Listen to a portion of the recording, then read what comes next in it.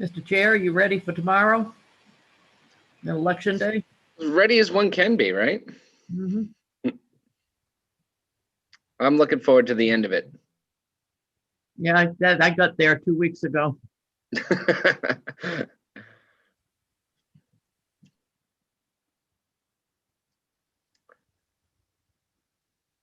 We've got Time at town hall. quorum. What's that, Roger? You're gonna be up at town hall I will. greeting people. No, high school, right? Trying to send me to town hall, Roger? Actually, I think they're voting for you at 8 Corners. 8 Corners, okay. And that's Wednesday, right? Yeah.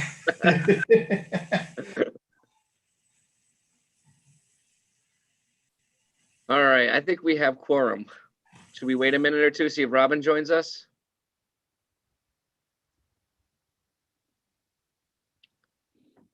Rick Duperry's on super high wind duty tonight. Is that correct? Yeah, we lost power here along Hackers Parkway and Scotto Hill. Oh, you did? Yeah, we were out for a couple of hours, but we've got a generator. Oh, wow. Knock on wood, no problems yet here. All right, well, at 6, I show 6:30. I say we get this thing kicked off. We got a busy agenda.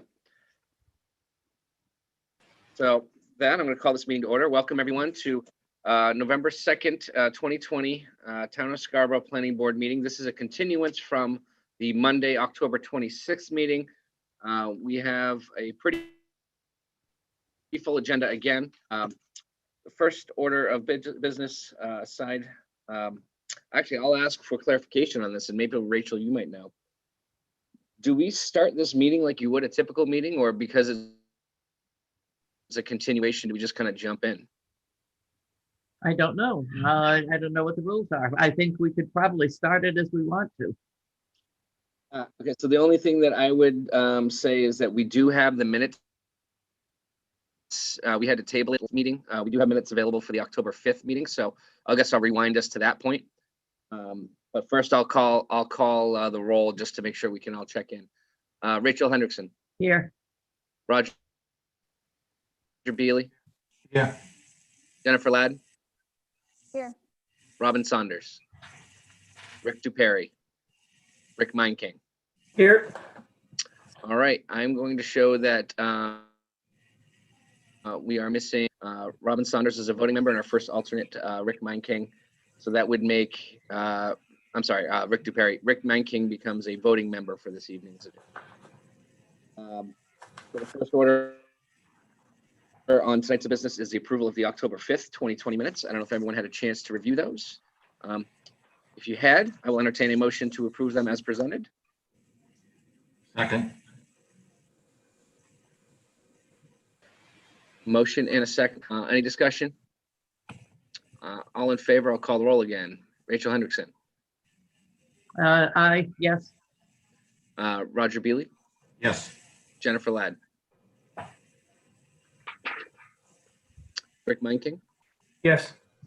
Nick McGee, yes. Sure, that is unanimous. Thank you. All right, we left off on item number 14, state manufactured homes. Oh, I'm sorry. I'm going to quickly jump into the protocol here. Remember to read my disclaimer before every one of these meetings. This is a remote meeting using Zoom. People can access the meeting by going to this page, and for viewing only, click on the YouTube link.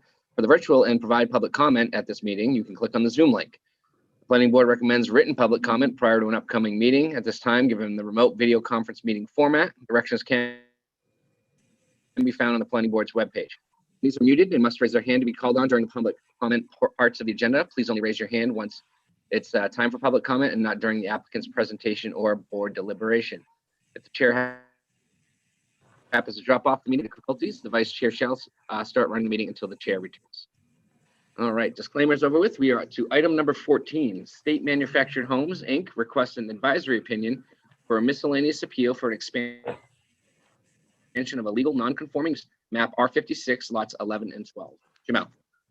Thank you, Mr. Chair. So this project's in the R2 zoning district. The existing Pinecrest manufactured housing community. So they have applied for a miscellaneous appeal to the Zoning Board of Appeals for the expansion of a legal non-conforming use. As you may recall, in accordance with the zoning ordinance, before making a decision on any miscellaneous appeal, the ZBA shall refer the appeal to the planning board for an advisory opinion. So the applicant's proposing to expand their existing community from its current size of 111 units to 143 total units, an expansion of 32 units. The staff has provided the board with several comments for your consideration related to the proximity of the resource protection and shoreline overlay zoning districts, buffering between the proposed development and the Scarborough Connector Highway, and the required coordination with South Portland, giving site access and sewage disposal will be directed through that municipality. At this point, I'll turn it back to you. Thank you, Jamel. And for the either Teresa or Andy? Yes, good evening. Can everybody hear me okay? Yes, we can. Okay. Thank you, Jamel. And I'd just like to say at the start of this meeting, thank you to the planning board and staff for accommodating this meeting. As you'll appreciate, and as Jamel explained, we're going through a fairly complex approval process for this project. And we're actually on the agenda for the zoning board in November. So it really helps us out a lot that you scheduled this meeting rather than putting us off. Otherwise, potentially, we could have been backed up another month at the zoning board. So we certainly appreciate you accommodating us for this hearing. Just to explain a little bit the process that we're going through and the reason we're going through this process, as you're probably aware, there is a state statute that governs the regulation of manufactured housing communities. That allows for certain accommodations, including expansion of existing manufactured housing communities where they are in municipalities currently. The zoning ordinance in the town of Scarborough is not quite fully aligned with the state statute in that this is still considered a non-conforming use in the zone. And that requires us to go through the appeals process to apply for an expansion that under the state statute appears to be allowed by right. So that's the reason we're here. And I'd be happy to talk you through the format of what we're looking at. I don't know if Jamel, if you want to hand over control to, or can hand over control to me so I can show my screen, or whether you would prefer to just show the plan yourself. Either way works for me. I can jump in. I think you're able to share, Andy. Let's try this. Can everyone see that okay? Yeah. So this is the existing Pinecrest manufactured housing community. This is the Scarborough Connector. My apologies for the orientation of this plan. As you'll see, it's kind of backwards. You'll see the north arrow pointing downwards towards the right there.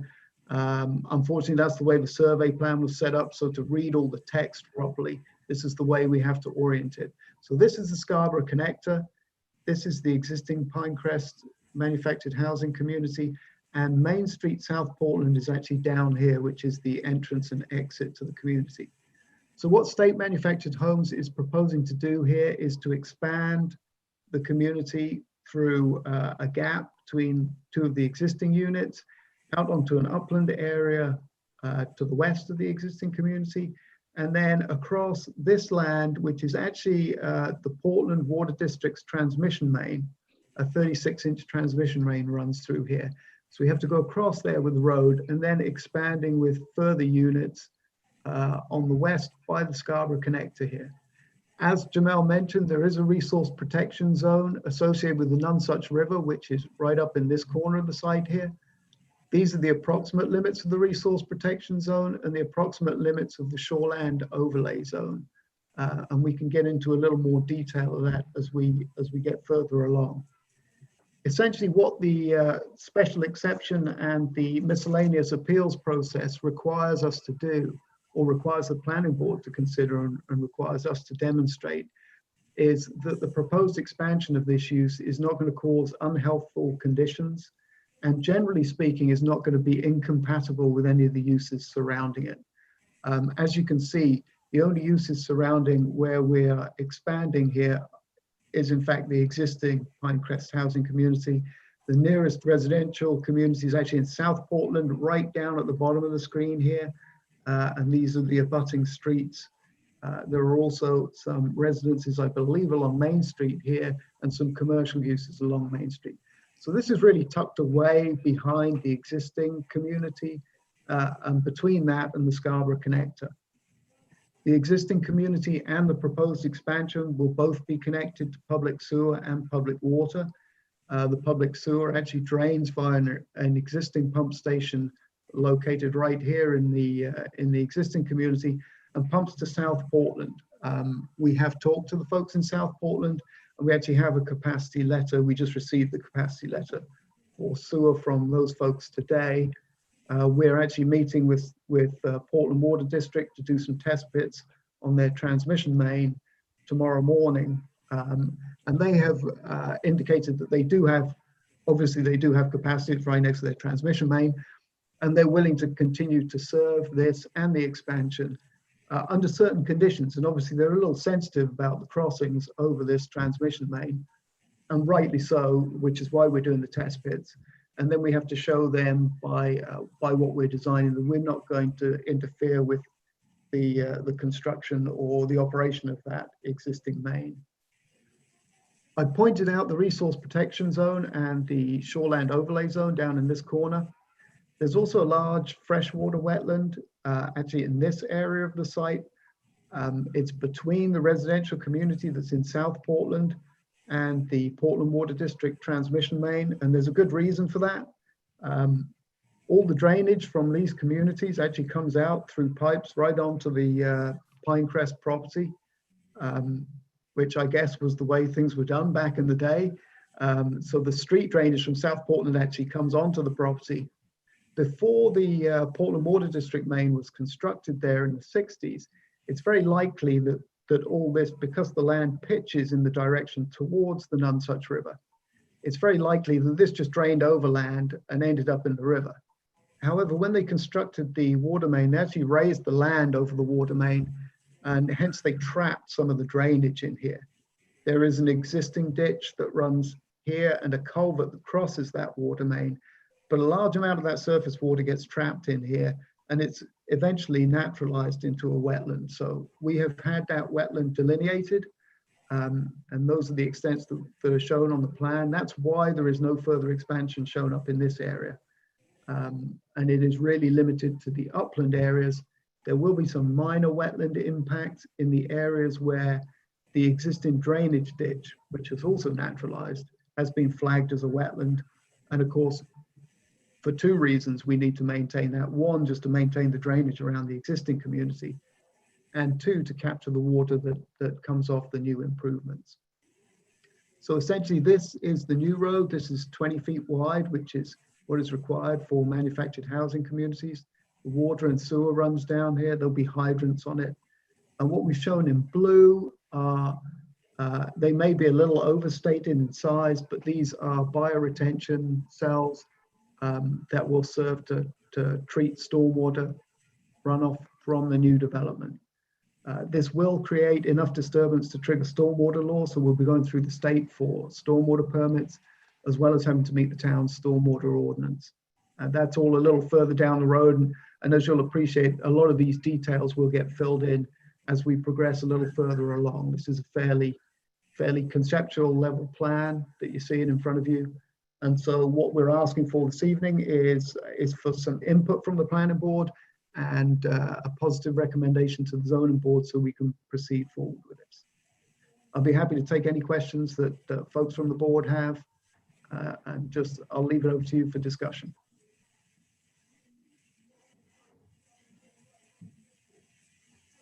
Thanks, Andy. We do have an opportunity for public comment on this item. If there's anyone here in attendance that would like to speak on this item, please use the raise my hand feature in the lower right-hand corner of your screen.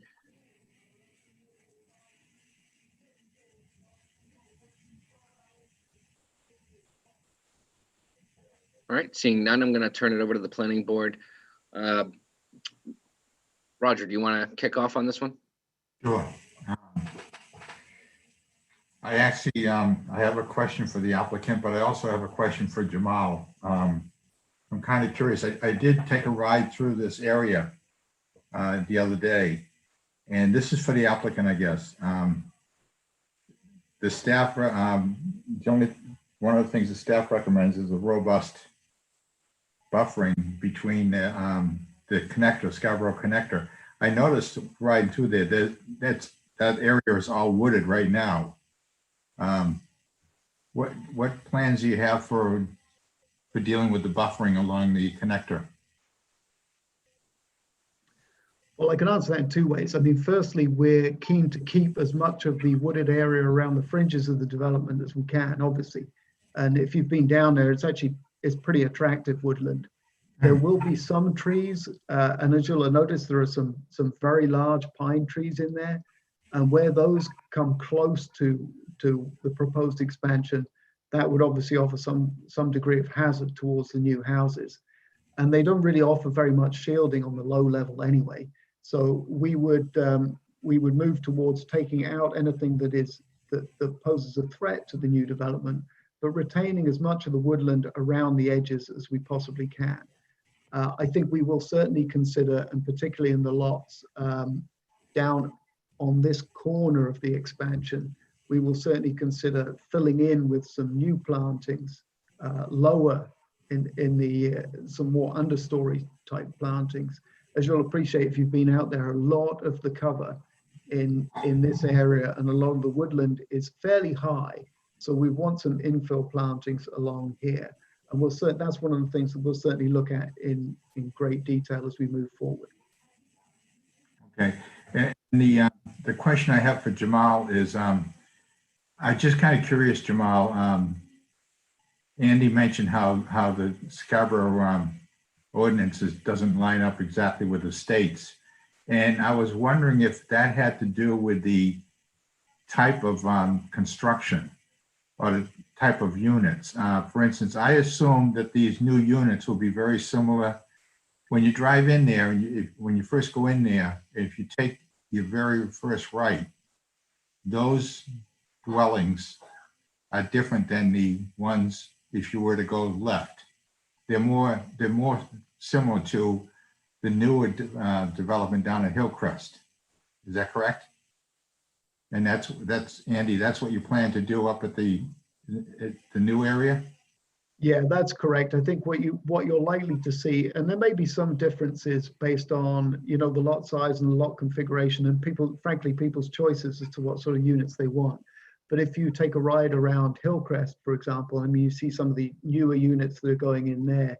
There's a variety. I mean, some of them are 2-story, some of them are single-story, but they're very definitely of the modern era of manufactured housing. They're very, very efficient, very well manufactured units and very good looking units as well.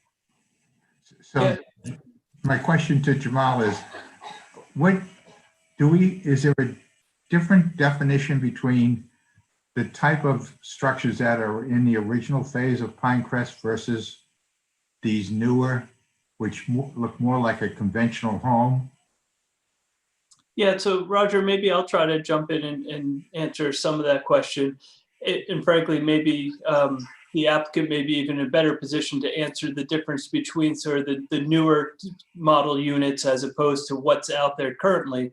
But I think your first question was sort of around, is our zoning out of date with respects to the type of units? And I would say it's not so much around the type of units as we've defined both mobile homes and manufactured housing units. And it's a little bit, as Andy mentioned, I think already, our zoning ordinance is very clunky in that we do allow for mobile home parks in the RF and the RFM district.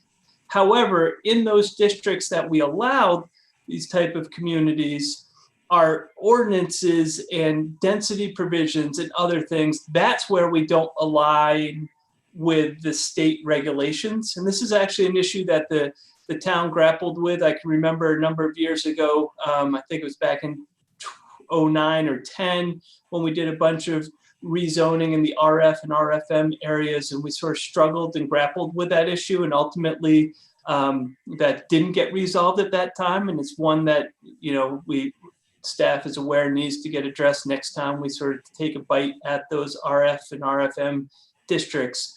Within the R2 district where we're at, those type of communities aren't listed as an allowed use. So it makes it actually a clearer pathway for this application, because it is very clearly a non-conforming use, because the type of use isn't overall permitted.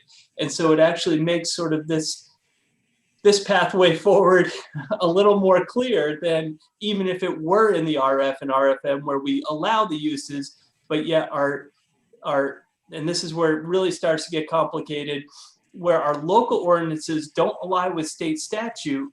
The town, staff, planning board, we have to apply our local regulations, regardless of sort of what state statute said, and that becomes a whole murky area. So fortunately, that's not the type of situation we're dealing with here. And we, as I just said, sort of do have this pathway forward with respect to expansion of non-conforming use, and then really looking at it in terms of, those standards with respect to sort of cohesiveness of the neighborhood, if you will. It will come back to the board, it should be mentioned, for a subdivision review. But at that time, because this is in the R2, and should it get Board of Appeals approval for the expansion of non-conforming, we won't look necessarily to the R2 space and bulk standards, but what we will look to is sort of the more community-wide standards that are in the subdivision ordinance around the typical things we think about: stormwater, access, fire protection, emergency protection, those sorts of things. So I hope that starts to help address your question in some way. Yeah. Okay, I'm all set, Nick. Thanks, Roger. Rachel? Yeah, actually, Roger was kind of asking the question that I had, and Jay's answer was very helpful. I guess part of my concern was the difference in lot sizes in one area of the park, the community, and then in this new area, it appears to be larger lots, and that goes then to, I guess, to the question of community and community standards.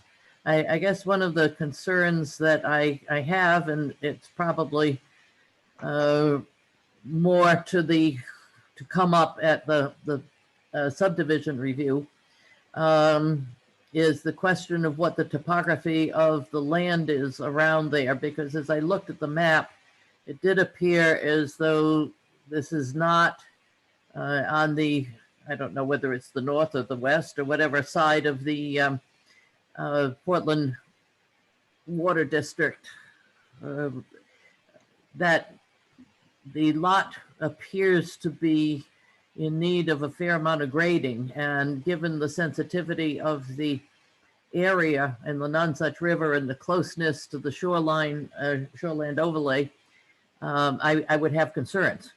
But as I said, I suspect that really is not for us at this meeting, but simply to take a look at an expansion of a non-conforming use and a request for an advisory opinion. So that's what I'm looking at. Those are my concerns, and I would hope that the applicant, should this get back to us, starts to consider those. I do have a lot of issues around the sensitivity, the ecological sensitivity of that area. I also do think that robust buffering is going to be needed, that Scarborough Connector is not a silent street. And folks, when they move in, I would hope at least have some sort of protection from the noise. That's all I have. Thank you. Thanks, Rachel. Jen? I just want to make sure I understand the proposed impacts, I guess. It looks to me as though, based on what's shown and understanding that that's, you know, preliminary at this point and subject to change as you move through your development process, but that you're showing only an area of stormwater treatment and perhaps some clearing within the shoreland overlay zone. Is that correct? And some grading, probably based on Rachel's comment. That is correct. And maybe I can answer Rachel's comment a little bit there. The land generally slopes actually fairly gently towards the Nonsuch River, down along the spine of that new road. And the soil conditions are fairly sandy in there. So we're actually hopeful that we'll be able to reuse quite a lot of the upper regions of the soil there. It's all sandy to about 4 feet, and we're not intending to do much below 4 feet. And we'll certainly try to avoid any grading any deeper than that. So there will be, you know, there will be a bit of earthwork to clear and to stump the land. We're not anticipating a huge amount of grading on this site. Frankly, we're going to use the land the way it is the way it is topographically right now, and use the grades to our advantage and just slope it down just the way it is right now. Okay, and so do you, based on that, are you predicting any sort of impact beyond the shoreline overland zone into the resource protection area? No, we're actually, what you'll see there, our intention is, I mean, for one, we've kind of oversized, in our judgment, we've oversized the stormwater treatment that we need, because we wanted to make sure that we leave enough space. So we're not coming back, you know, with a plan that shows further encroachment than what we're showing at this early stage, even though it is a very early stage of the project. So our intention is to keep a buffer of at least 150 feet from the Nonsuch River, and it may well approach 200 feet. Okay, that's helpful. So you're thinking that you may only develop that lower, or in this case, I guess towards the top of the page, that stormwater treatment area as sort of a last resort if you need that based on calculations. I think we'll need something in that area. I think generally what we're showing in all these areas is larger than what we're going to need. Mm-hmm. Okay. Yeah, I would just think that particularly in that area, given its proximity to the other sensitive parts of this, zone and river, we probably just want to look for the least amount of impact there as possible. But yeah, I would look forward to seeing how those calculations turn out, and that's what I had questions on. Anything else has already been answered? Jen, Rick Miking. Yeah, I don't really have any other questions that weren't already addressed by other members.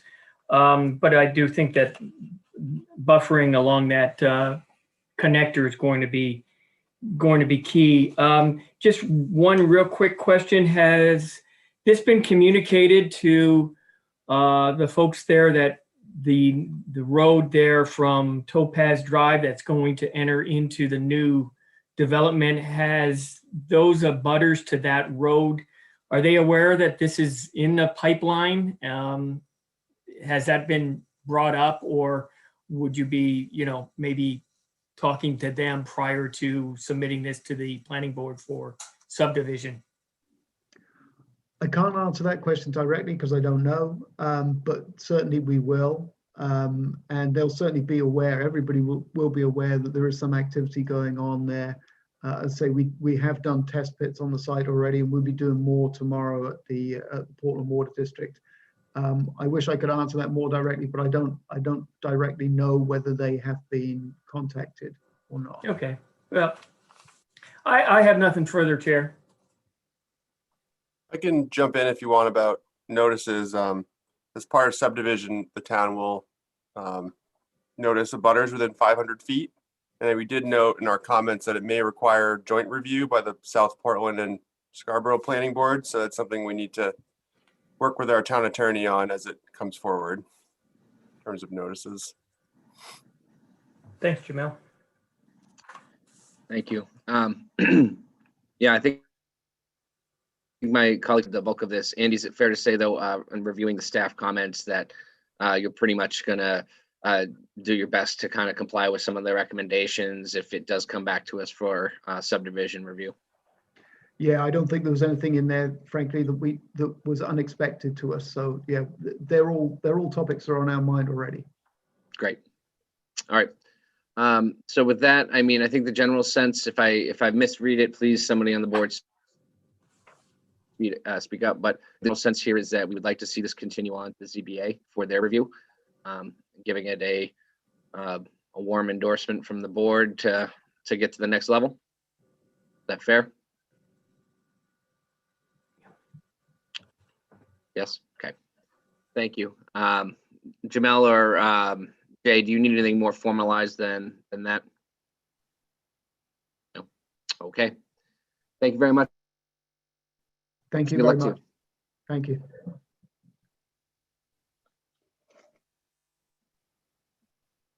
All right. Our next item on tonight's agenda is number 15, Meadow Woods Associates LLC requests a site plan amendment review at Storm Road, Assessors Map R58, Lot 18. Jamel. Thank you, Mr. Chair. So this one is located in the R4 zoning district along Gorham Road. The applicant's proposing to expand the existing parking area on the property by 11 spaces.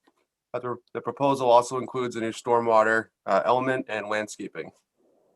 So staff had a few pretty minor comments. One of them was related to the 3 existing light fixtures that are proposed to be relocated. Staff recommended a lighting plan and cut sheets of the fixtures to ensure the proposal meets the existing site plan standards. Staff also suggested some landscaping within one of the islands in the parking area that didn't have landscaping. And finally, based on previous discussions with public safety here in town, the applicant did include an area on the plan identified as emergency access to the schools to the west, and staff has recommended a formal easement be provided as part of this process to help formalize this important connection between properties. And staff did draft a motion for the board's consideration this evening if you guys get there. Thank you. Thanks, Jamel. And for the applicant, Mr. Berg, is it you this evening? Kylie? Sure, it's Mason. so my name There is she Kylie is. Mason from Sebago Technics. Thank you, Mr. Chair. Before we get going, I just wanted to say thank you. I know you've been incredibly generous with your time and having these extra meetings. It means a lot for all of our applicants. And with that, I'll try not to take too much of your time. So just quickly, with me tonight is Mr. Berg. He represents the owner or the applicant from Meadowood Associates. I'd like to share my screen with you really quickly, just to orient you to the plan. So just from an existing conditions perspective, and I don't know if you can see my mouse or not, but can you see my hand on the screen? Okay. So just to orient everyone, this is generally the area that we're speaking of. There's an existing dumpster, which you'll see relocated, well, not relocated, but in its exact location on the plan. What we're doing is really wrapping the parking lot, this aisle around, creating new parking over here and a new parking bay in this location, which looks like this. And so what that results in is a net increase in 11 spaces. And that's really just to meet the demands of the current residents in the development. To give you an idea of what this looks like from a street view perspective, I just pulled up Google Earth really quickly. So you could see that turnaround, the dumpster area, the area where the parking will be going. We will be removing these trees and proposing new ones to replace around the dumpster area. And we will lose a couple of these white pines, but largely that is the project. We are providing stormwater on the project. It's not required from a stormwater perspective for a DEP, but we have talked with Angela. We think it's a good thing to provide additional stormwater, and we have put that into the plan. In terms of lighting, it is shown on the relocation of the fixtures. It is shown in our plan. We're happy to submit photometrics and cut sheets as a condition of approval if the board is open to that. In terms of the easement, just very quickly, we were showing a proposed connection opportunity here. We would ask that we not make that a formal easement until the town moves forward with that. We would ask the town take the first steps so that we know that the easement would be useful and necessary.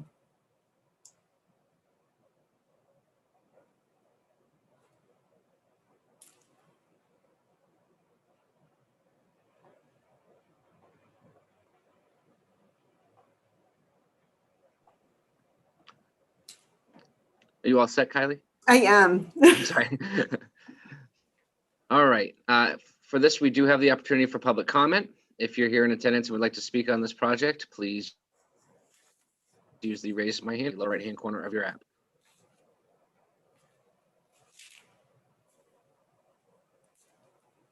All right, seeing none, I'll turn this over to the board. I'm just going to throw this out in general to the neighbor request with this, and then probably should talk a little bit about the easement in the sense that clarify with staff if the applicant's suggestion is what they've expected for the easement, kind of holding off until the town indicates one way or another if that's what they want, or if the town is already indicating that that's what they want. So I can jump I'll leave in that to Jay or jump in or Angela. real quick. I know that the town and the applicant have been speaking of a formal connection, but I guess I'd ask Angela. I know she's been working with this a little bit more than me. Just if the town would be willing to take on the easement, or if it could be held off as a condition. I don't know what your thoughts are.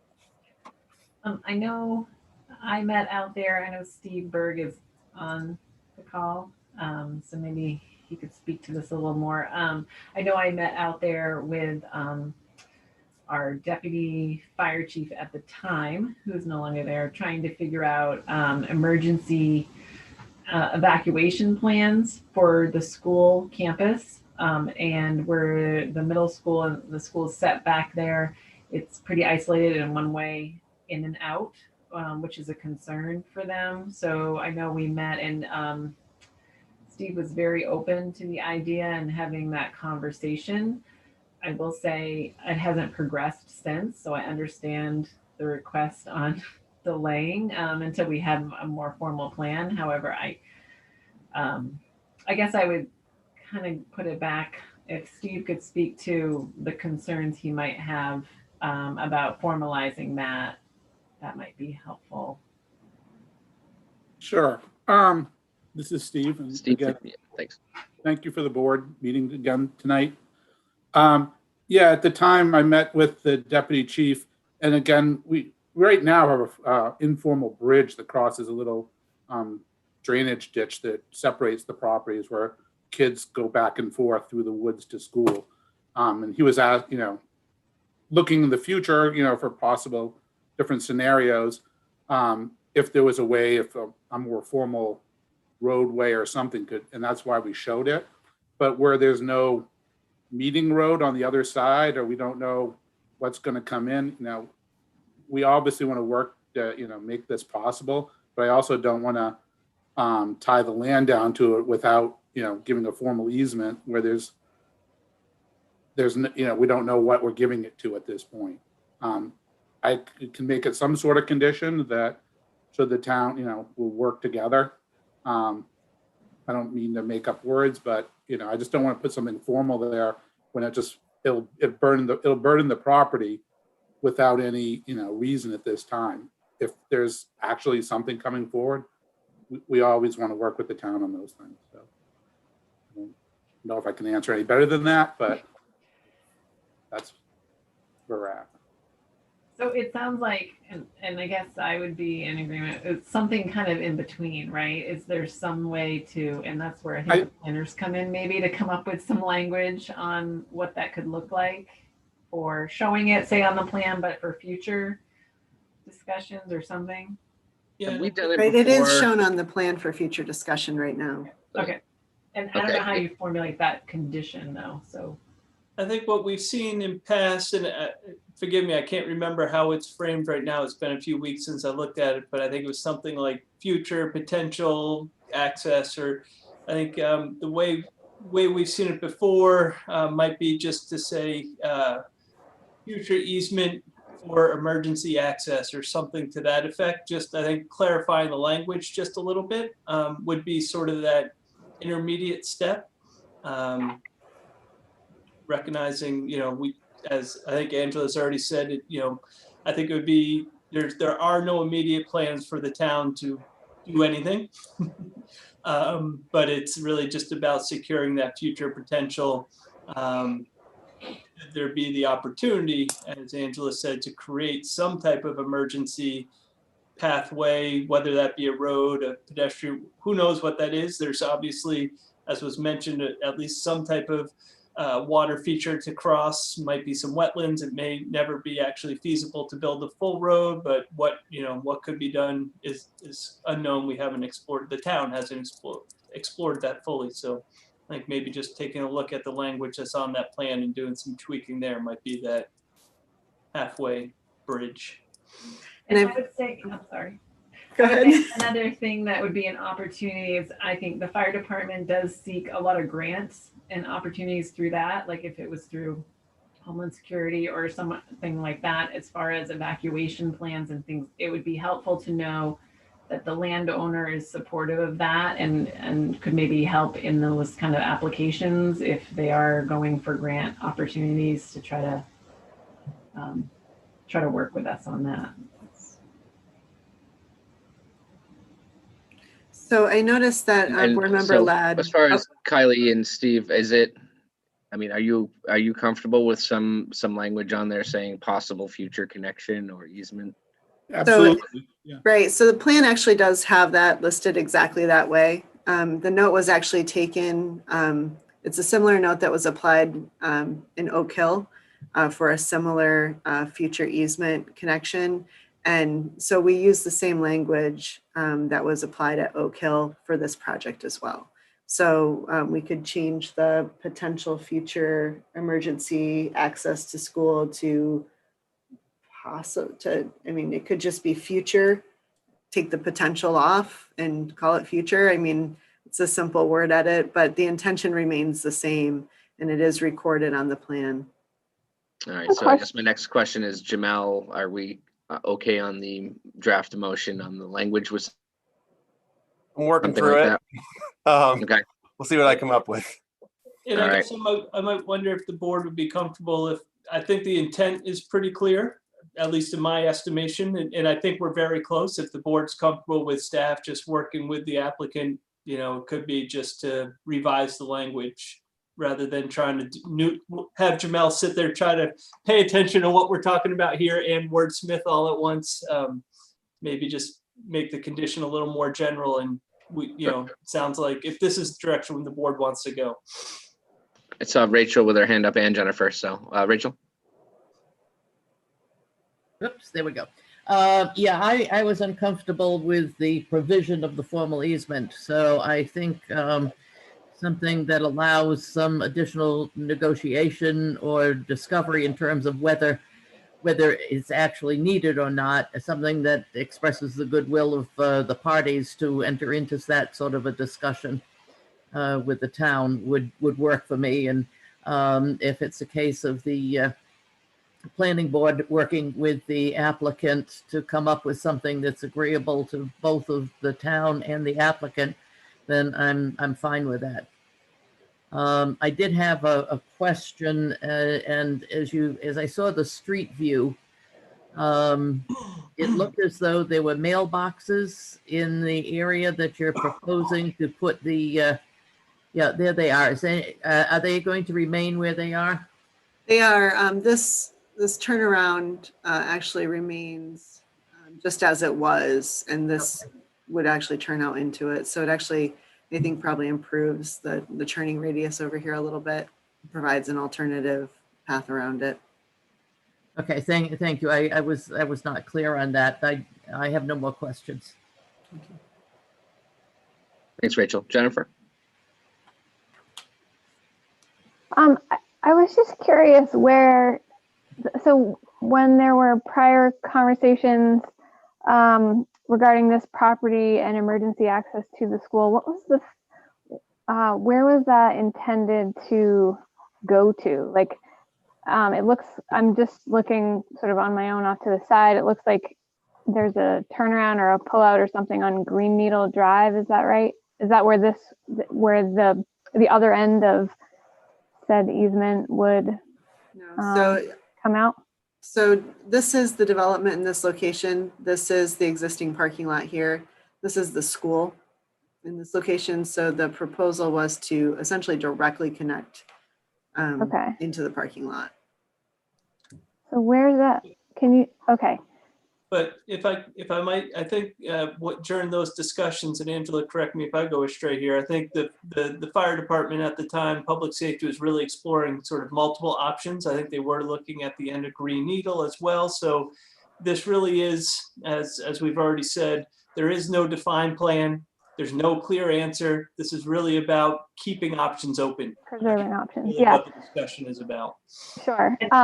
And I think it's terrific foresight by all involved, really. My only comment, given that clarification, thank you, would just be that, and we've kind of already touched on this, but minor wordsmithing to the end that maybe the option be preserved, that this not even necessarily be for emergency access, understanding a sensitivity to not opening this up for a full vehicular pickup or drop off, but that there could be a lot of other ways that an easement like that could be useful to a school site without being just for emergency access. That's all. Ped access or something like that. All right, thank you. Can I speak? Yes, go ahead.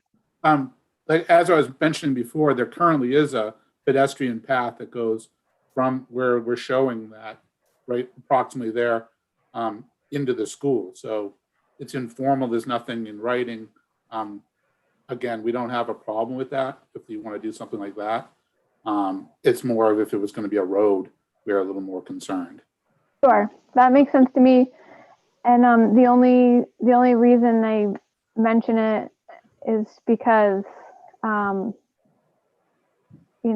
not saying that this is on the table or anything, but properties do change hands. And while the current program here and property owner is amenable to that type of access, without words to that effect, there's, the town could potentially lose that connectivity if the property were to change hands. And I do think, given the current use there, I think it's a really important link to the site and something that a lot of our neighborhoods don't necessarily have. So I would just be in favor of keeping that to whatever extent everyone was comfortable with at this stage in the game. So if I can ask then, Steve, would you be more comfortable with what Jen is proposing, more of a, say, a 10-foot kind of easement for pedestrians at this time and for future emergency access to be kind of determined? I'd be willing to consider it. We do that currently at the West Oaks Apartments. I can't remember the term we came up with, but it's a public walk or private walkway for public use, something along those lines. And yeah, I agree with Jen. I think it's great for the neighborhood, having the connectivity, because kids will find the shortest path. So even if it doesn't, the people living in the apartment, kids up on Maple Avenue with the new walkway can come through, cut through to the back of the school, save, a little time. It's more for vehicular, I'd be more concerned, but pedestrian, I think that's fine. Roger? Yes, I have no problem with the conversation as it's transpired so far, but just an observation. Steve mentioned that there's also already a path that the kids use to go through there. Is that correct, Steve? That's correct. Yes, Roger. When you're first talking about this, I envision a connector, sort of like the one that's off of, I think is it Maple Avenue that goes across from Abigail? Are you familiar with that, Jay? that's like I don't know, an 8-foot wide path or something like that. But it seems to me, once we get Gorham Road the way we want it, with the complete streets and everything, encouraging more pedestrian traffic, you will have more kids going to the middle school, going through your property, Steve, because it's shorter than going all the way around to, is it Quentin? Is that what it is? Mhm. You know, to get up there by the library. So, and then the only other, if you're just doing a path, and I don't know if this still pertains, but I know when the middle school was being built, there were discussions about pathways going down to Sawyer Road because kids had already established informal pathways. But it was decided not to pursue formal pathways because once you do that, you have to abide by a series of regulations, you know, ADA regulations and things such as that. So just, I don't know if that's still in play, Angela, you know, I don't know, just throwing out a thought. I would say if there is like you said, a path that's kind of worn and it's been over time, and you're saying you have access rights over it, we can always say that, as I think once you get in and start improving it, then you probably have to hit standards. I would agree with that as far as like ADA and that such thing. But as far as just getting, I guess, more formal, right? I understand it sounds like Steve's providing that access, but to formalize that and then say in the future, we could say improve it as a pedestrian walkway. I think that's when you get into what you're talking about, Roger, is making it comply with all the requirements. I'm all set. Nothing more to add. Any other planning board comments on this, Rick? Everything to? All right. Jamel, do you want some general language for us to review here real quick? I think Jay's going to actually share it. All right. I'm getting there in just a moment. Are you seeing the motion at this point? I see the first page. Can you just cut down to the easement section to see if the language is suitable for the parties here at the table?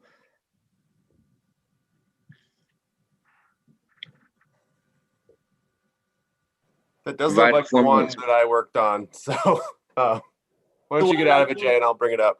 Okay. Sorry, guys.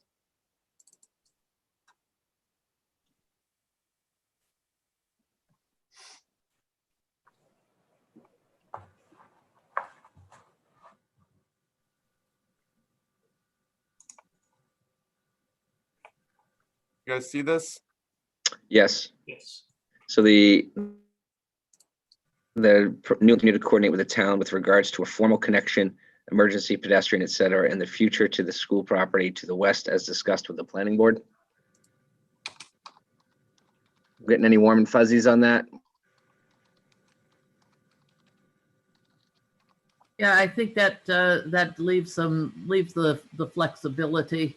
It allows the parties to reach an agreement. And so if they hit a stumbling block in there, I suspect that planning would elevate it back up to the planning board if, or even the applicant possibly at that point if they don't see an agreement coming to fruition. Does that sound reasonable? If that works for staff. My concern is there any time limit for these discussions, or are we talking back to the planning board in 4 years when something can't be agreed on? The way it reads is this is to be done before the issuance of the building permit. Applicant, how do you, Steve, and how do you feel about that? I think we can work with the town on it. I'm sorry, what was that? I think we can work with the town, the planning department to get what they need. All right. Well, that said, I guess I'll read this motion. Mr. Chair, if I may, I would just like to consider, there's 2 notes on here that I think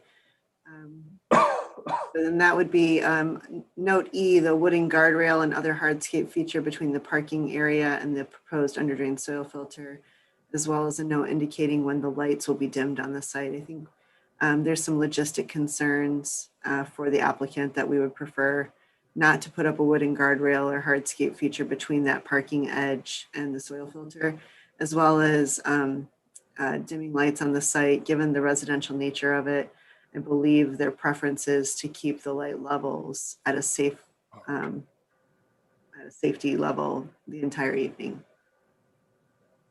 All right, let's take up those two topics real quick with the board. Wooden guardrail. Can you pack it here? What's so specifically, Kylie, what is the major concern with the wooden guardrail suggestion? I think it's just frankly, it's a cost and logistics. It's one more thing for them to maintain. It's certainly something that they need to consider. If there is a sign in front of it, as it is already, I believe that note is on there for stormwater and for snow plowing to keep them from plowing into the area. I would think that we could probably handle it in the same way with the sign remaining intact and simply adding a boulder to the edge of the parking lot off the corner there, as opposed to a formal guardrail. So a couple landscaping boulders would do the same trick, right?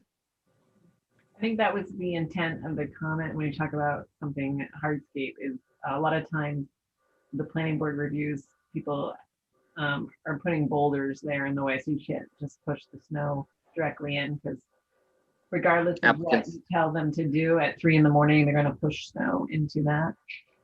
Right. So applicant, you're comfortable with some landscape boulders there in lieu of a fence? Yes, we are. Mr. Chair, I would point out that that's what that actually says already. And it says Right. They wouldn't guardrail or other hardscape feature. Right, but I just want to check to make sure with the applicant that he understands that your issue wasn't with the comment in entirety. It was just making No. sure that it wasn't the wooden guardrail, that we're comfortable with the boulder. Is that correct? Correct. In fact, I would, if at all possible, just to describe that the hardscape feature between the parking area and As other proposed- hardscape feature? Right. Just take out the wooden guardrail? Yes, please. That was the only request. There's no issue with the intention. Okay. And then the dimming of the lights. Now, dimming lights is not necessarily shutting them off. It's just taking them down a level. Do you have concerns at night over there with activity that makes you want to keep them on and brighter than necessary? Or? Well, I have concerns that, if it's dimmed, it'll remove a perception of safety that people feel when they have bright lights. Again, we have shields on them so they're not into other people's, windows and stuff, but I just don't feel comfortable being required to dim them. When, for people's own houses, that's a choice. We're providing safety for 38 residents, and, people's perception in apartments, they want their parking lots to be fairly well lit. Staff, can I just clarify, is this just a good practice suggestion or ordinance related? The ordinance does, suggest to dimming of lights on properties that are up for site plan review. But, staff certainly understands the applicant's concerns. So I'd say it's up to the board on this one. Thank you. Can I have each board member just weigh in on whether or not they should be dimmed? Rick, since you're our lighting guy. I'd like to see the applicant present a photometrics to the staff and ensure levels are before we say, no, you can't dim. I mean, we don't know what fixtures are going in there and what the photometric spread is going to be for those. So I would ask that maybe they work with staff, but our ordinance does say that where possible, they should be dimmed. I think I'd be more comfortable with, working with the staff to making sure that, yes, safety is a concern, but also energy and, night sky lighting. If I may. Sure, Steve. Again, this is an existing apartment complex with existing light poles. Kylie can let you know how many we're proposed adding, but we're using the same exact fixture that we currently use down there. They're all LED lights, very high efficiency. I believe me, I'd rather not pay to have lights on, but it's a requirement in apartment complexes. So, but again, we're not really adding a lot of lighting to the site. And is this, we talking about the entire site or just the additional lights? So if you could discuss that. Roger? Yes. So currently, Steve, you don't dim the lights, is that correct? That is correct. We do not. Okay. And according to staff, all you're doing, what you're doing is relocating 3 existing lights. Correct, You're not adding any more lights. correct, Is that correct? correct. I'm inclined to just leave it the way it is. I mean, it's working now, and I mean, I don't see why, I have a lot of respect for Rick and his expertise on this, but I tend to agree with the applicant in terms of why incur the existing, additional costs, because we're not adding more lights. Can I ask, through the chair? Yes, go ahead, Angela. I ask, maybe to Kylie, maybe clarify, because there are 3 fixtures new shown here. One in particular is within, looks like 15 or 20 feet from the property line. So maybe that's the one that might be a concern for Rick. And have you guys looked at that and how that kind of plays into the abutting properties? Sure, so I can answer that actually. Let me share my screen really quickly. I cannot. So they are actually the 3 existing light fixtures that we're relocating. So if I were to pull them up here, you could actually see that these are existing light fixtures that we'll be relocating. You can see them on the survey on sheet 2 of 6 of your packet. We'll be just relocating the existing fixtures. One of the things that's very interesting is that the property, the actual abutting property, is a strip of land that was conveyed by this landowner, by Meadowwoods LLC, to the town of Scarborough. So it is not actually abutting any residential neighborhood. There is a strip of land in between here that has been conveyed out already to the town of Scarborough. So there is no concern of light intrusion into the residential properties. So we did look at that. And again, they are existing fixtures with house side shields. And we did not see any concerns initially of light intrusion. Thanks, Kylie. It's helpful. Rachel? Yeah, I'm kind of with Rick.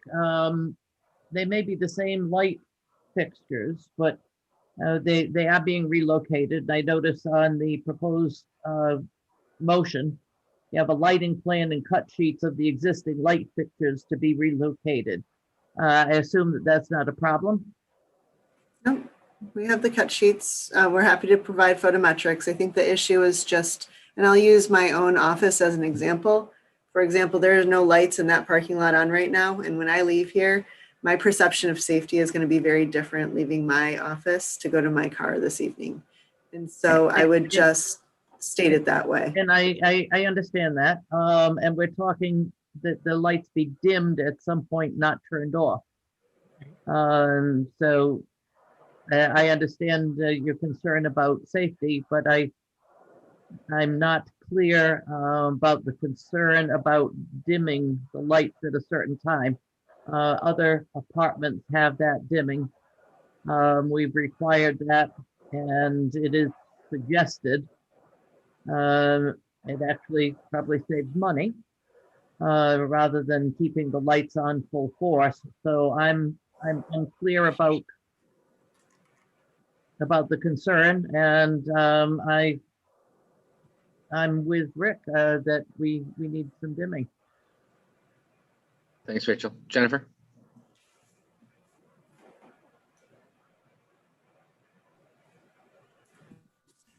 There we go.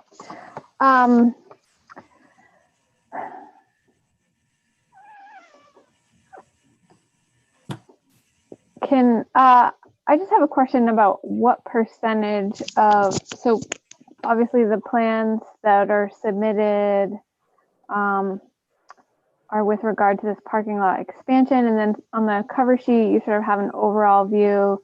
It looks like there's 3 or 4 other buildings as part of the complex that aren't necessarily shown because they're not as close to the parking lot expansion. But I'm just curious in terms of like maybe percentage wise, how many light fixtures, how many of these type of light fixtures do you have on the site overall? And so if 3 of them are being moved, is that half of the light fixtures on the site? Is it 10%? I think off the top of my head, I think there's 16 light poles throughout the property. Those include, there's one along the road by the entrance to Gorham Road. There's a small little parking lot when you first come in. I believe there's 2 in that parking lot. And there's another small parking lot that has maybe 3 in it. This one, which would be a little further away from the buildings, again, part of the reason we'd like to keep it better lit. Again, dimming parking lots, that's just a very, I know the reasoning behind it, from where some board members are coming from, but I think you're dictating other people's safety, and it makes me very concerned. Again, it has the proper shields, so light spillage onto other properties just isn't an issue here. And I find it's very uncomforting to me. What other property owners choose to do, that's their concern. But I think it's, where you have vulnerable populations living, I don't think it makes sense. People work late shifts, come home, and you have dim parking lots. That's not as Kylie mentioned, leaving a building or coming to a building when the lights are dim in the parking lot is not a comforting feeling. I'm just not really comfortable. And so it needs to be dim. Yeah, I understand that.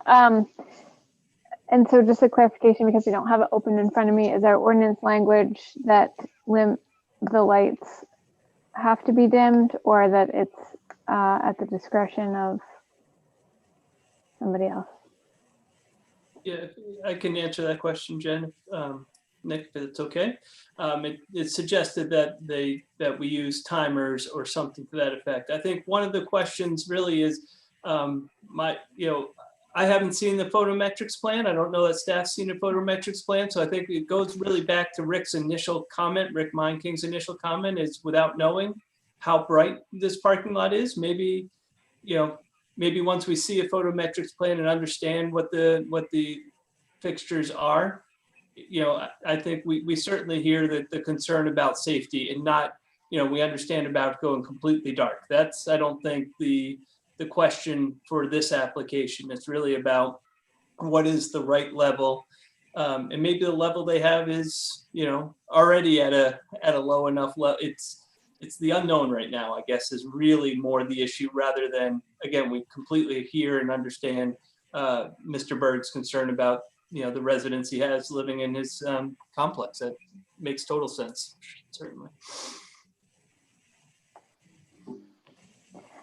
Okay, yeah, thanks. I guess then without seeing those photometrics, I would maybe defer to staff in that case, if that's the way that this is going. So if photometrics are going to be submitted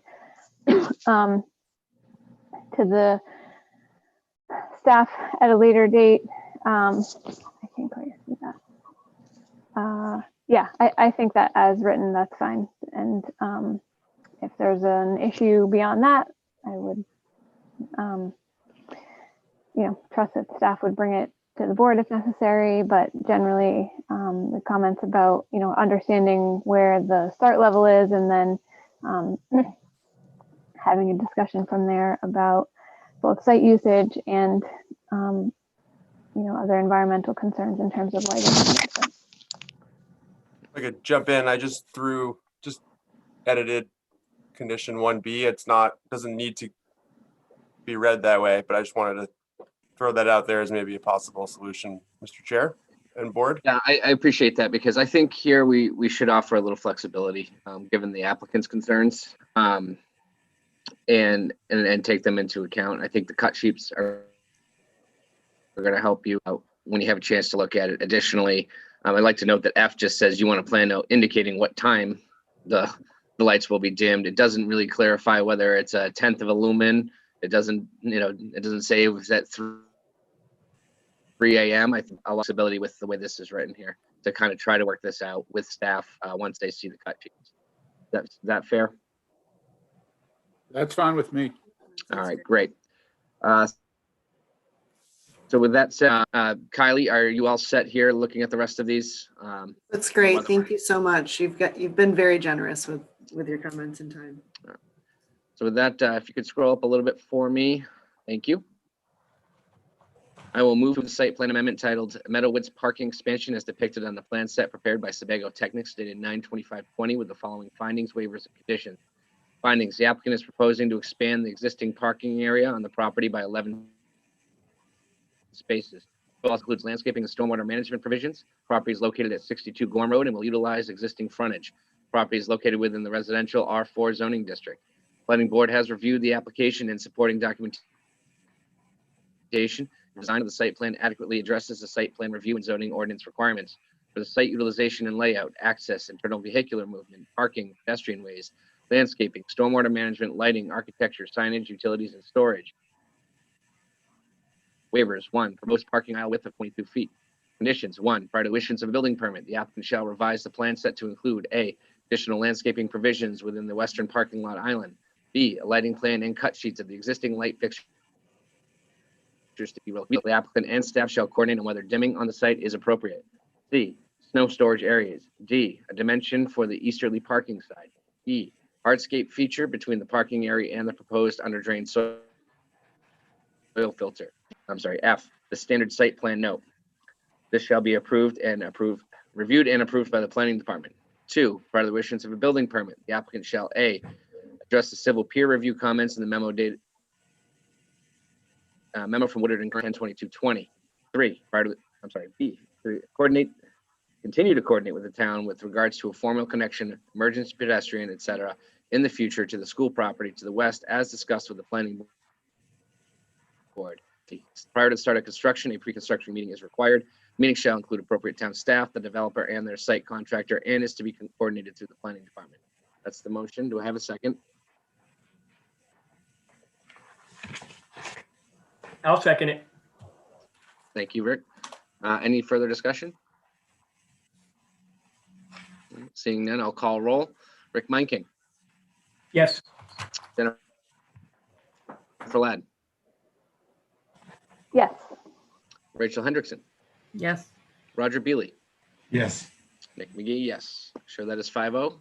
Congratulations. Good luck. Thank Thanks you very so much. much. Have a great evening. See you soon. You too.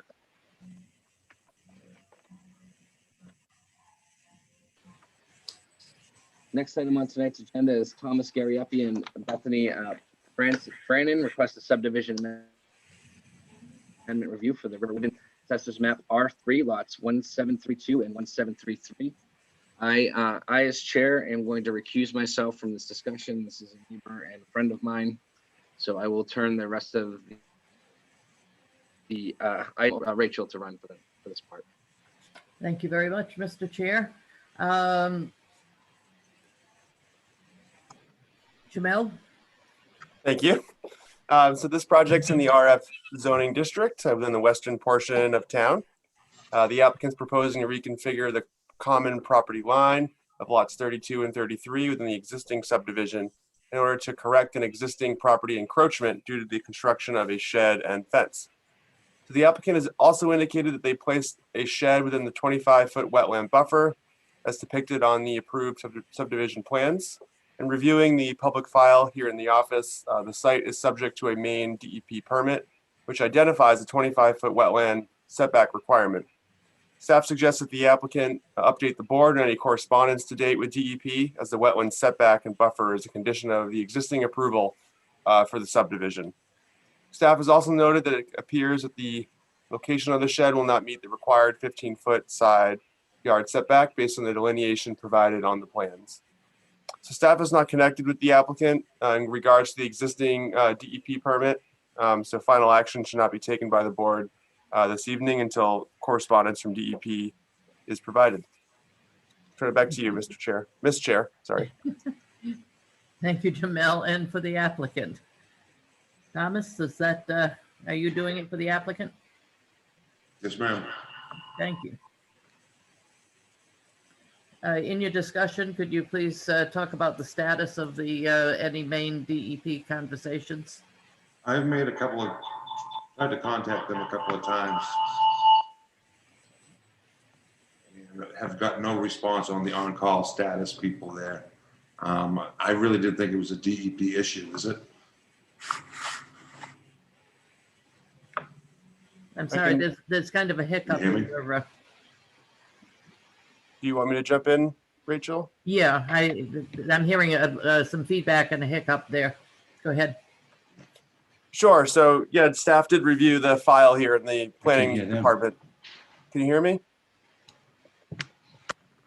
And the existing subdivision was approved by the Maine DEP, and in the permit, it requires a 25-foot wetland setback, which the shed is actually encroaching on. So that's what we're noting on. So that would require an amendment to the existing DEP permit, All right, as we understand it.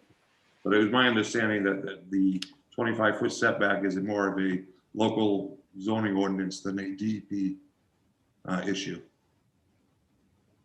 Jamel, can you respond? It's stated in the permit, so that's something that we don't have any control over in terms of that condition of approval from the state. Okay, I will follow through with that. See what, we'll get a resolution from the DEP in regards to that issue. All right, thank you. Is there anything else that you want to mention to us?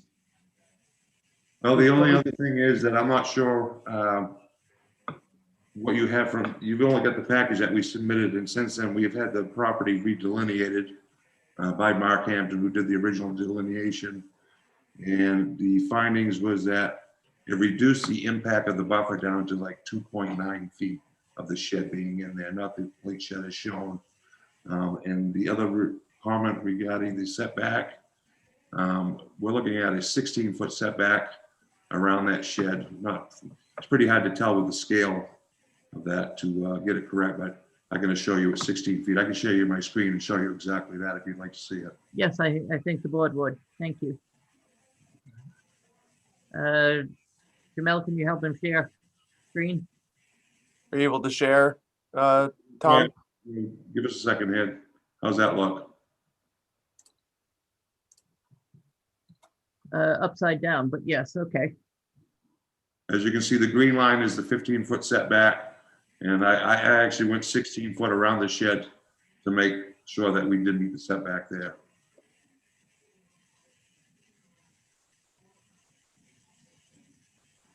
All right, thank you. And would you like to see the wetland impact? Yes, please. And once again, here's the wetland impact. The new line running through, we're looking at 2.9 feet. That corner of the shed that is shaded, about 8.5 feet up the shed line, well, 13 square feet total inside that buffer. All right, thank you. This is subject to a public hearing. Is there anyone in the public who would like to comment? Please hit the raise your hand button on your screen. And Jamel, I hope you can keep track of who's raising their hands. I am taking a look for you, Thank you. Madam Chair, and I'm not seeing anyone as of yet. All right, we'll give them another 15, 20 seconds and move on.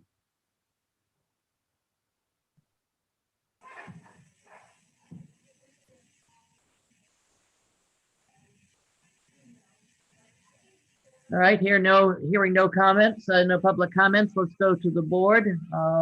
Jen, would you begin with this?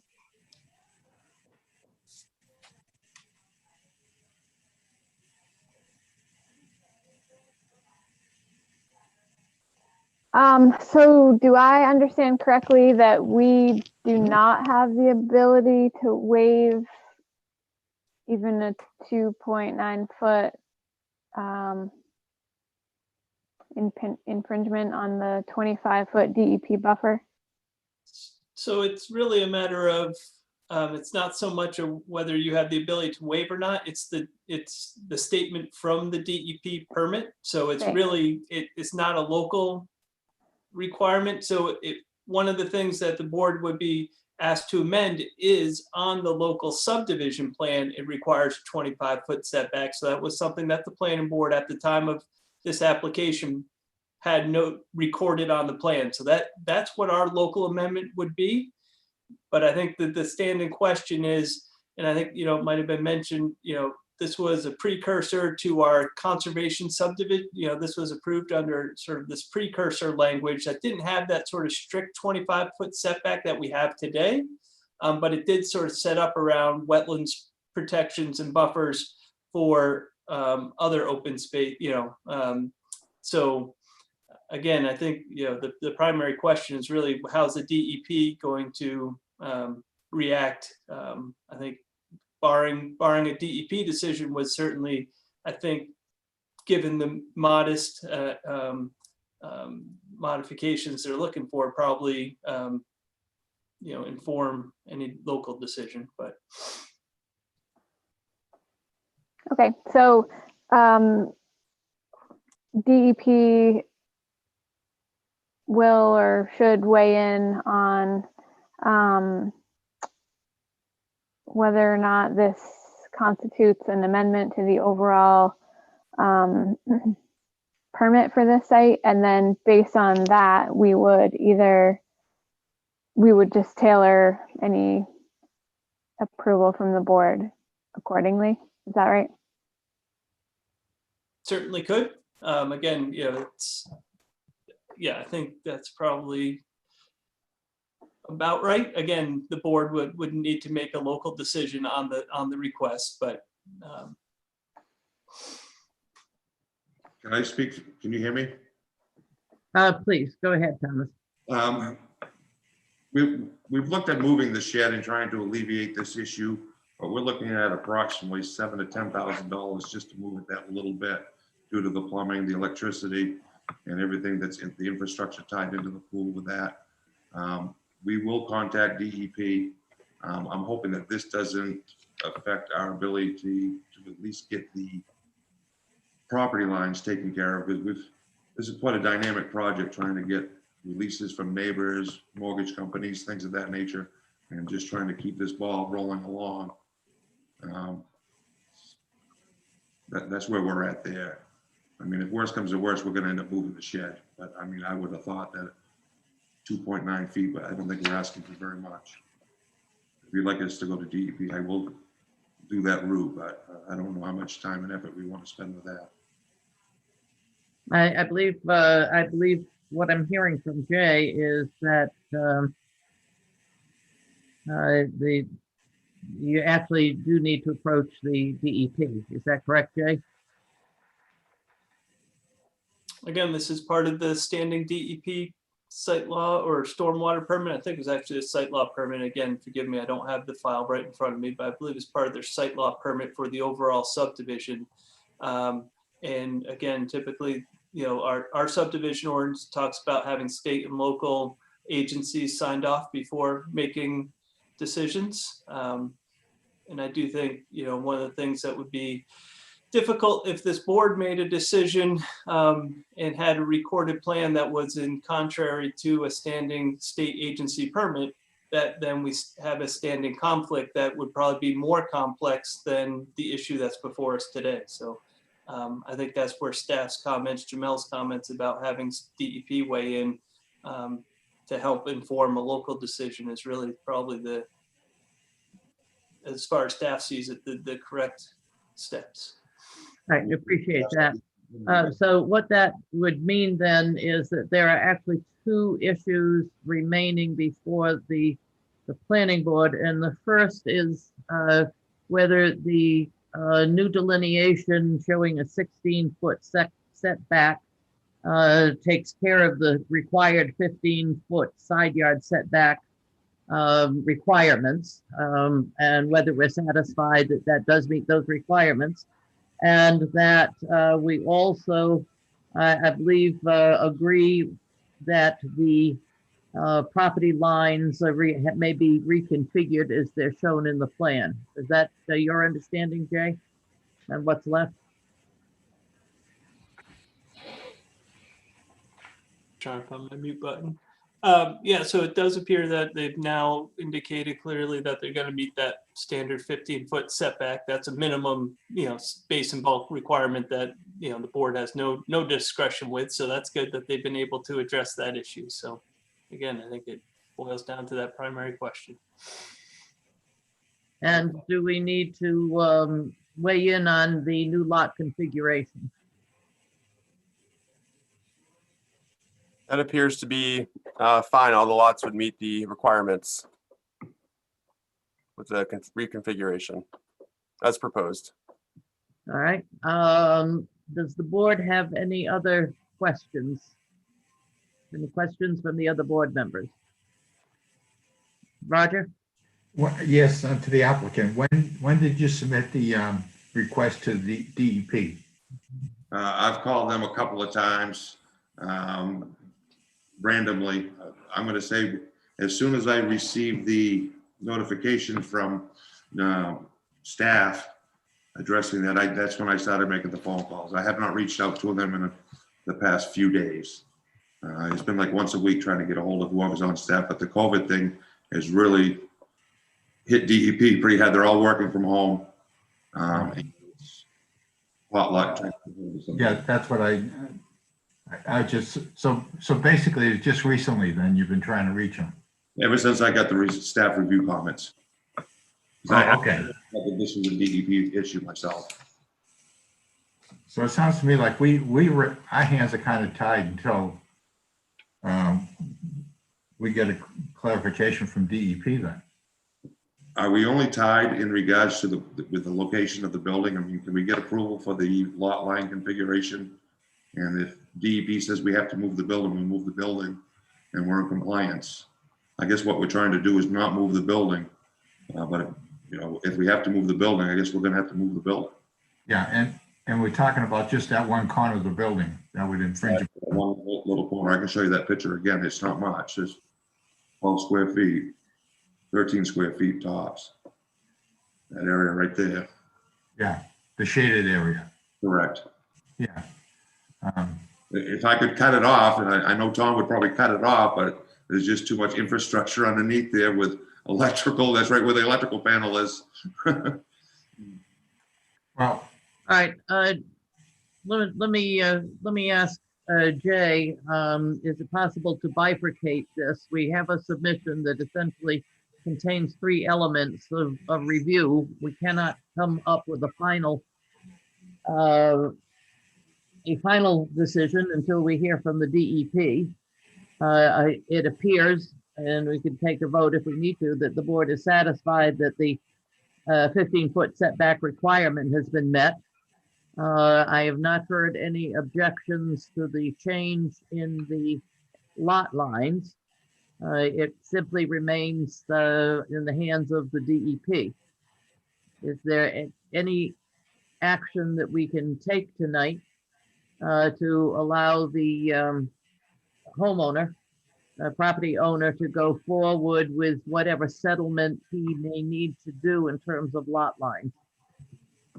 Yeah, I do think, you raise a good point that you could bifurcate, as you so aptly put it, the question, because currently the shed is in violation. It's one across the property line, and and within that 25-foot buffer. The request of the applicant and to, you know, of the applicant to the board was really twofold, was about the lot line adjustment and the 25-foot wetland setback.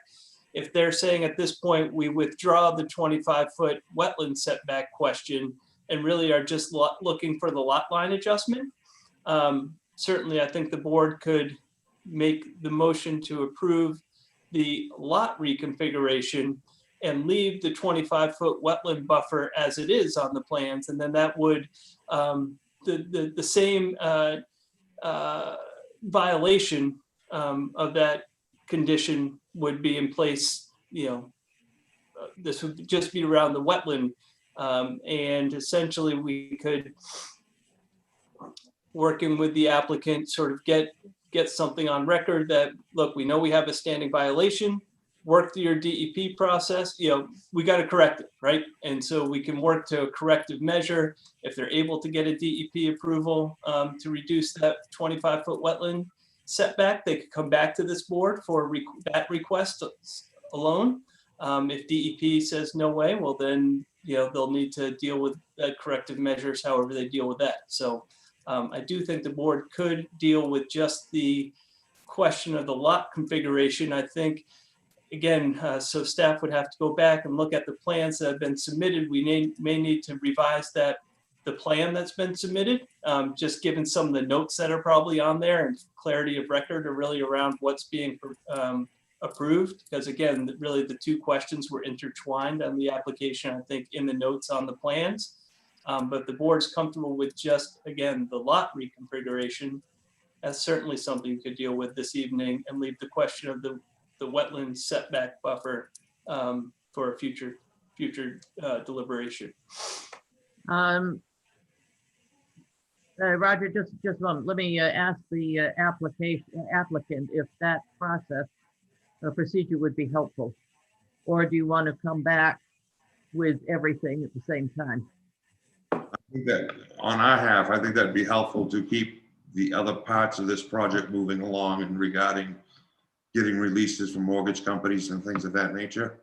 My only question is if we do go through DEP and they say you're okay there, I guess we could come back to the board and say, this is what they said, and we would ask for your permission to leave the shed there. But if they say that, no, they're not going to allow us to put it there, we seem like we're going to move the shed enough to get it out of that buffer. Is that something that has to be brought back to the board? Is that something that we can handle with Brian and Codes itself? That, if you don't mind, Rachel. Yeah. Yeah, so if you're gonna move it out of the 25-foot setback, that would be just dealing with our code enforcement office. You would, you know, again, presuming the board approves the lot reconfiguration tonight, then I would say there'd be no further action with this board. The only further action with this board would be if you choose to remain within that wetland setback buffer. And again, just to be clear, we aren't actually impacting the wetland itself, it's the buffer. Then, you know, should DEP approve it and you wish to maintain the shed right where it is, then you would come back to the board for that sort of singular question. Right, Roger? Yeah, I was, actually, that's exactly what the point I was going to make. If DEP comes back and says they cannot do this, you may end up relocating, you'll have to relocate the shed. And if you relocate the shed, you may not even need that additional land. Is that possible also? No, not really. If you look at the prior lot lines, that lot line is right through the middle of the shed. That line right there, here is the existing lot line. To move that shed that much, it's not really feasible. It's just the way the trees are cut around here. Tom put it in the best spot he possibly could. Now, and we're gonna have to purchase the land to get this lot lines fixed to keep the shed as close as we can to where it is. I think if worst comes to worst, we're gonna end up just kicking out that left corner, this corner here, and pulling this shed forward, but we're gonna have to disconnect all the, you know, utilities going to it first. It's gonna be some work, but we're hoping to keep it there. So we'll look at DEP, but I would like to try to get the lot line issue taken care of tonight. Oh, okay. All right, if there are no objections from the board members, Jamel, could you write up something that we can, some sort of motion that we can pass, or Jay? I have been trying my hardest to write something that makes sense on the spot. So I'm going to share my screen, and Jay and Angela and the board, just feel free to tell me it doesn't make sense. Give me a minute. You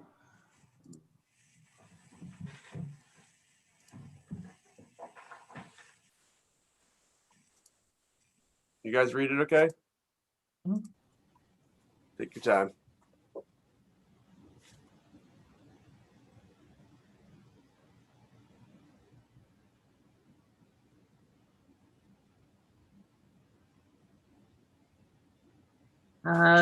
Looks reasonable to me, the applicant.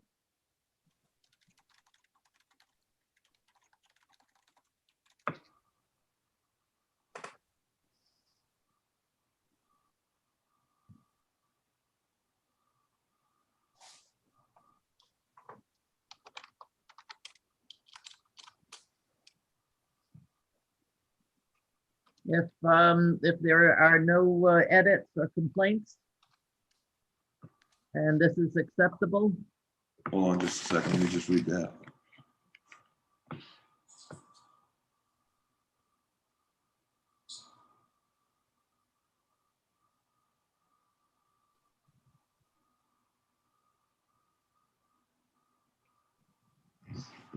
Under your conditions, one comment would be provide documentation from Maine DEP indicating that the location of the shed meets their requirements. I think we know right now the 25-foot requirement is not met, but if they're good with the location with the 2.9-foot encroachment into that buffer, are we going to be able to maintain the shed where it is? Yeah, that's what the condition is. That's what it aims to say. Right. Basically, if we receive, documentation from them that they're okay with it, we can stick that in the file just so in the future, if you sell the property or not, it's just clear in the record that DEP did approve it. Okay, is that something that we need to come back to the board, or is that just something that we can handle with codes regarding getting that letter put in, if it's in our favor? So I guess I would just chime in that unless the board, so this is where I think it gets a little tricky, because we need to take a look at what the recorded plan is going to say, right? Right now we have a recorded plan that requires a 25-foot setback. So unless this board is willing to approve, I think any reduction of that 25-foot setback would have to come back to this board for further consideration, unless the board's willing to approve that tonight. But I think part of the discussion has been around the fact that we want to see and understand the DEP's requirements around that before making that approval. So, I do feel there's probably going to need to be some plan modification from what was submitted, just to clarify that really at this point the board's only approving the lot line reconfiguration. I'd almost say that the plan should pull the shed completely off and just have the recorded plan be very clear about, really the recorded plan is demonstrating what the lot ownership is and what the lot division is. The shed violation is a separate and distinct issue outside of this board's discussion so far tonight, at least as so far as we've bifurcated the question. So I do think we will need to have before this board signs the plan. So just for the applicant's benefit, once the board makes an approval, they still need to sign a plan, and that plan needs to get recorded at the Registry of Deeds. So I do think that there'll need to be some modifications to that plan that without spending a lot of time sort of working through the sausage making process of looking at all the notes on the plan tonight, that staff can certainly work with the applicant in the coming days and weeks to get that those plan notes revised and then get that before the board for signature, which can be done outside of a meeting. Once the board's taken their action, the board typically signs plans outside of a meeting once conditions are met. So I hope that's providing some level of clarity. Yeah, Jamil, I think some of Jay's language needs to be included on that in terms of the applicant working with the planning staff. Okay. Jay, can you help me out here? Let's see, maybe just add to the end of that sentence, plan to be reviewed and approved by planning department staff prior to signature by the planning board, something to that effect.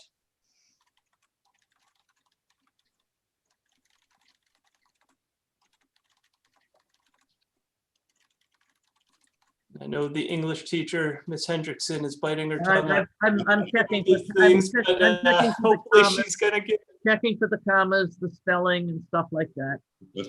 On the spot. Not How does that bad. look? It looks appropriately bureaucratic, so I think Okay. if the applicant is, if this is acceptable to the applicant, we can move forward with this part. So we have a draft motion, Riverwood subdivision amendment 3. I move to approve the project titled Third Amendment Subdivision Plan of Riverwoods proposed by Thomas Garapi and Bethany Brannon as depicted on the plan set prepared by Best dated 10/5/20 with the following findings and conditions. Findings: the proposed third amended subdivision plan includes the reconfiguration of the common property line of lots 32 and 33.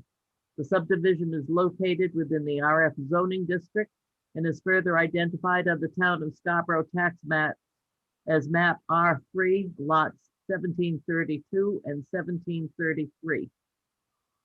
Conditions. 1, the existing shed on the property encroaches on the required 25-foot wetland buffer as identified on the main DEP permit for the project. The location of the shed is in violation of the main DEP permit for the subdivision.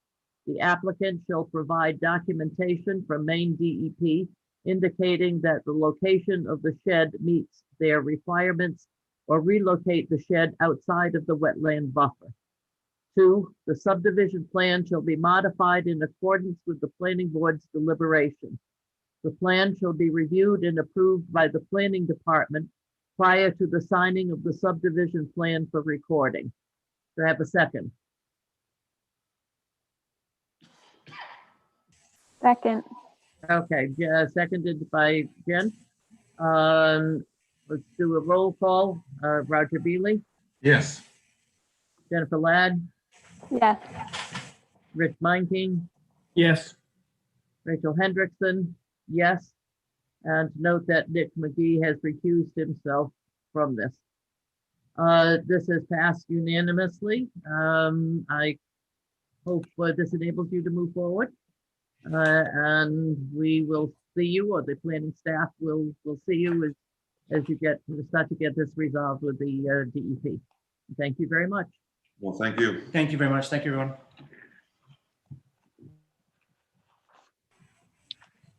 Thank you, All right. Rachel. And we Excellent job, by the way. now, I'm gonna take more time off.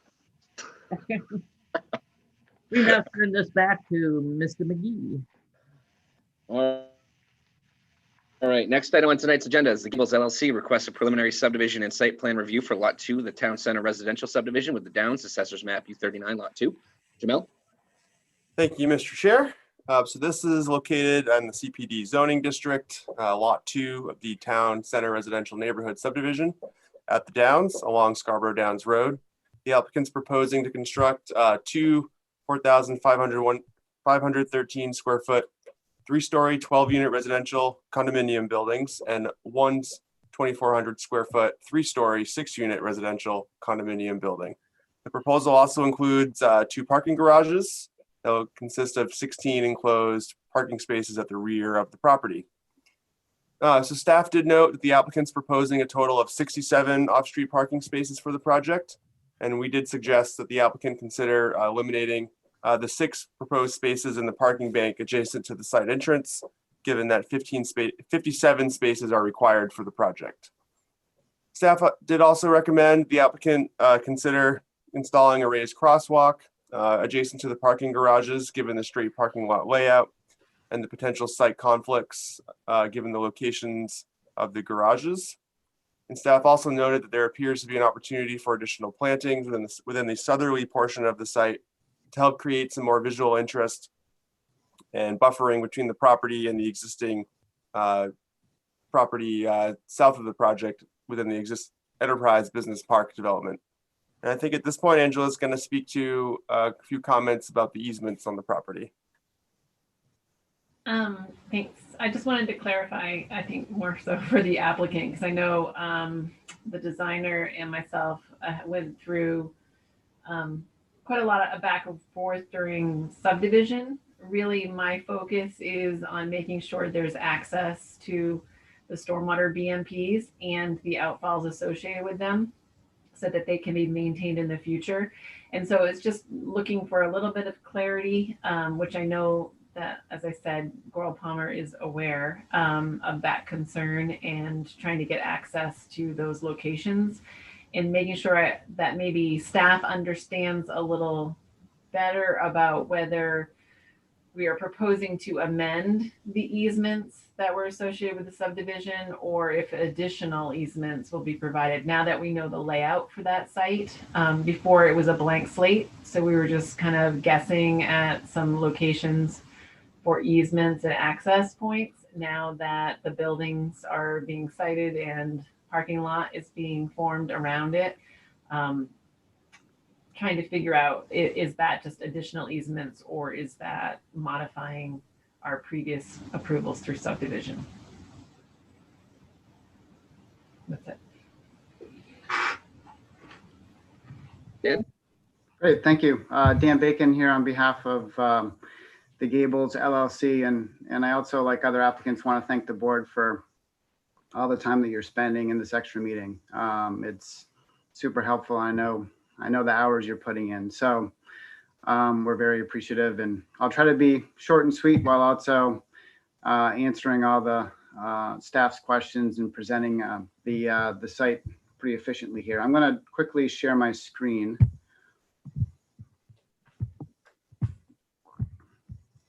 And as Jamal introduced, just to orient everybody quickly, Lot 2, where the Gables is proposed, is part of the Town Center residential subdivision that you reviewed over the course of the spring. This is the remaining lot in this subdivision. It's essentially across from Front Runner Way along the Downs Road. It's the only lot on the west side of the Downs Road, which is now well under construction. As the board likely remembers, as part of subdivision approval, we got all the kind of utility approvals, the DEP approval. So the lot is kind of, other than site planning and the things that Angela mentioned that Drew will jump in on, essentially approved with those other agencies for development. And at your last meeting a week ago, this lot was also included in the interim traffic study. So there's traffic permitting that's available for this lot, as the board was nice to provide that approval last week. So in terms of lot specifics, as Jamal indicated, there's 3 buildings proposed consistent with the zoning and the master plan, and we've oriented them along the Downs Road. So very similar to the Tandem Court project that you saw over the summer. There's 2 12-unit buildings, 1 6-unit building. We've oriented them up towards the street for kind of that street wall, for that walkable layout, and along the sidewalk. So there's sidewalk connections from the building frontages, and then there's also connections to the parking that we've located to the rear. We've designed the one driveway into the site on the northerly end of the site with proper separation from Daisy Cutter Lane, which is the closest curb cut just south on the Downs Road. And as provides access that we reviewed with the fire department from that driveway. And we have kind of a front parking area between the garages and the buildings with uncovered parking close to the buildings. And then we have essentially double loaded garages. So you can access garages on the front side. Then there's a drive that goes around to the rear of the site to access the other garage bays. And there's a total of 32 covered spaces and the remaining uncovered spaces. Jamal mentioned, I think these 6 parking spaces here is kind of being more than the ordinance requires. We actually like the layout and the fact that there is a little bit additional parking than the ordinance minimums. We envision these to be kind of more extra parking, guest parking that can be on the site. And we find that having a little bit of extra works well for these complexes, and then not relying just on the on-street parking for some guest parking. So the on-street parking along the Downs Road, we believe will really be shared in the whole neighborhood. It isn't going to necessarily be exclusive to this site. So having some extra off-street parking is important to the project. In terms of the overall impervious cover on this lot, we're about at 53% impervious cover. The ordinance maximum is 75%. So we're well under kind of the lot coverage and would like to have that additional kind of parking area.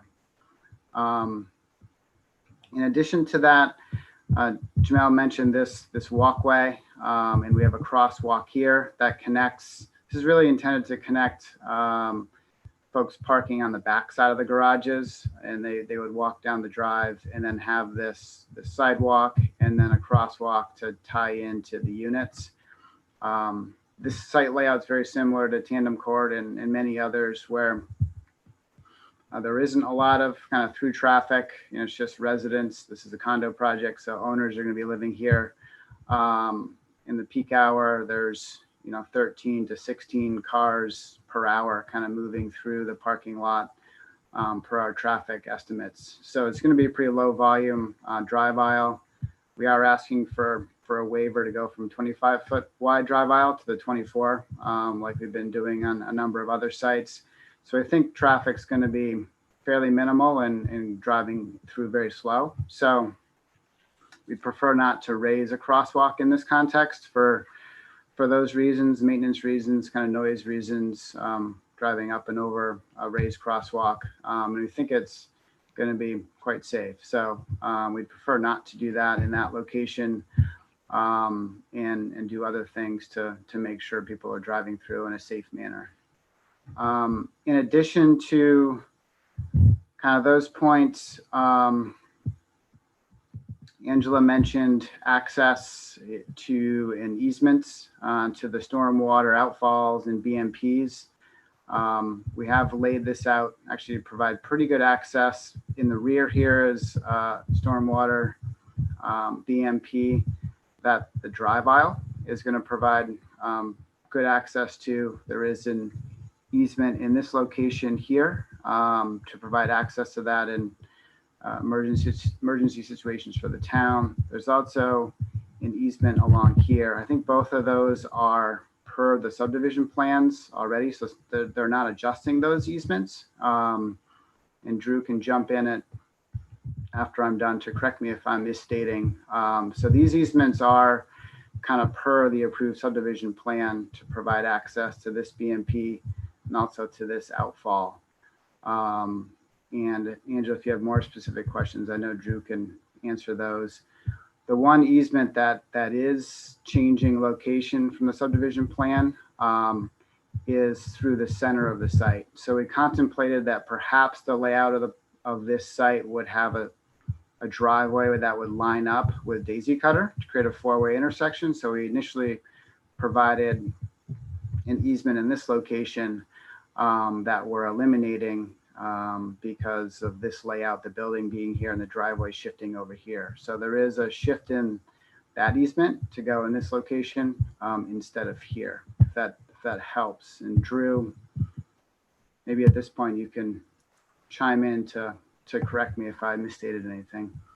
Yeah, thank you, Dan. Drew Gagnon with Goral Palmer. No, you said it just about right. So we really have a combination of the existing easements that are on this site, and we're adding to them. And like Dan mentioned, we're just moving the simple access easement to where the actual access drive is, and to give the town rights to get around the site and to the stormwater BMPs. So the infrastructure and the stormwater management ponds all have existing drainage and maintenance easements. It's just simply the access to get there, which is what we had discussed during the subdivision approvals. We weren't exactly sure where this lot was going to lay out during that time. And at this time, all we're proposing is moving the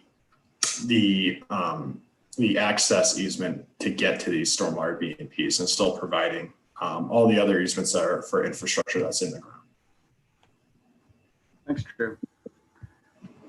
And we can clarify if there's questions during board discussion, staff questions. This plan is the utility plan. As I mentioned, the utilities were generally laid out as part of the overall subdivision plan. Since that time, we've gotten Portland Water District approval to provide public water service to these 3 buildings. We also have the sanitary district approval in place for this entire site and the flows, the wastewater flows for the site.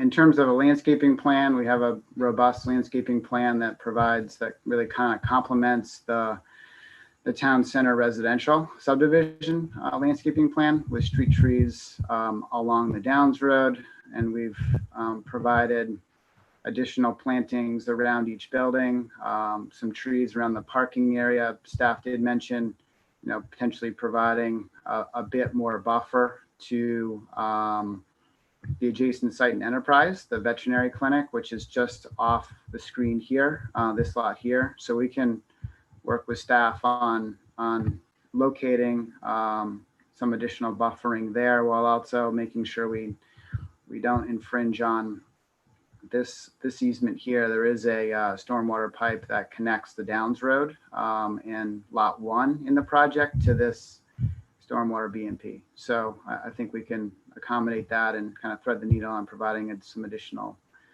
plantings in that location. But otherwise, this is the overall planting plan.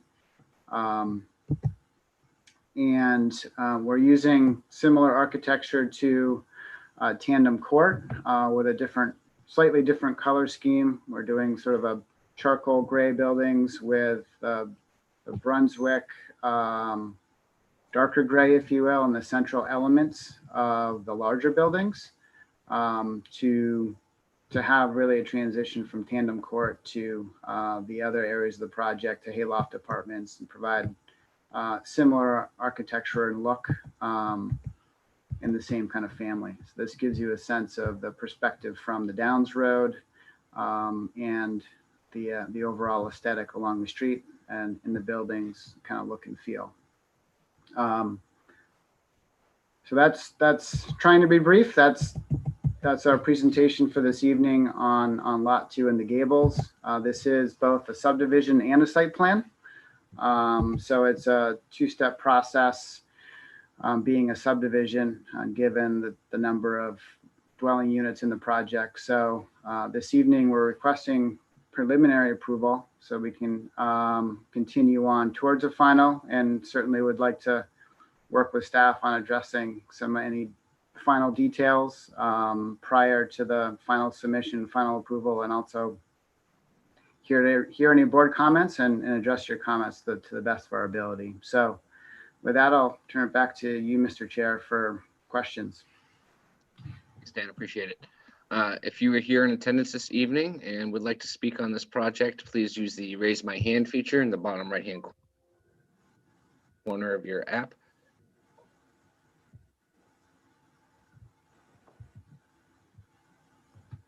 All right, seeing none, I'm going to turn this over to the board. I'll stop a little bit here. Angela, the first thing I want to know is whether or not the explanations that you received on the easements and the clarifications helped with some of your concerns and with what you're seeing.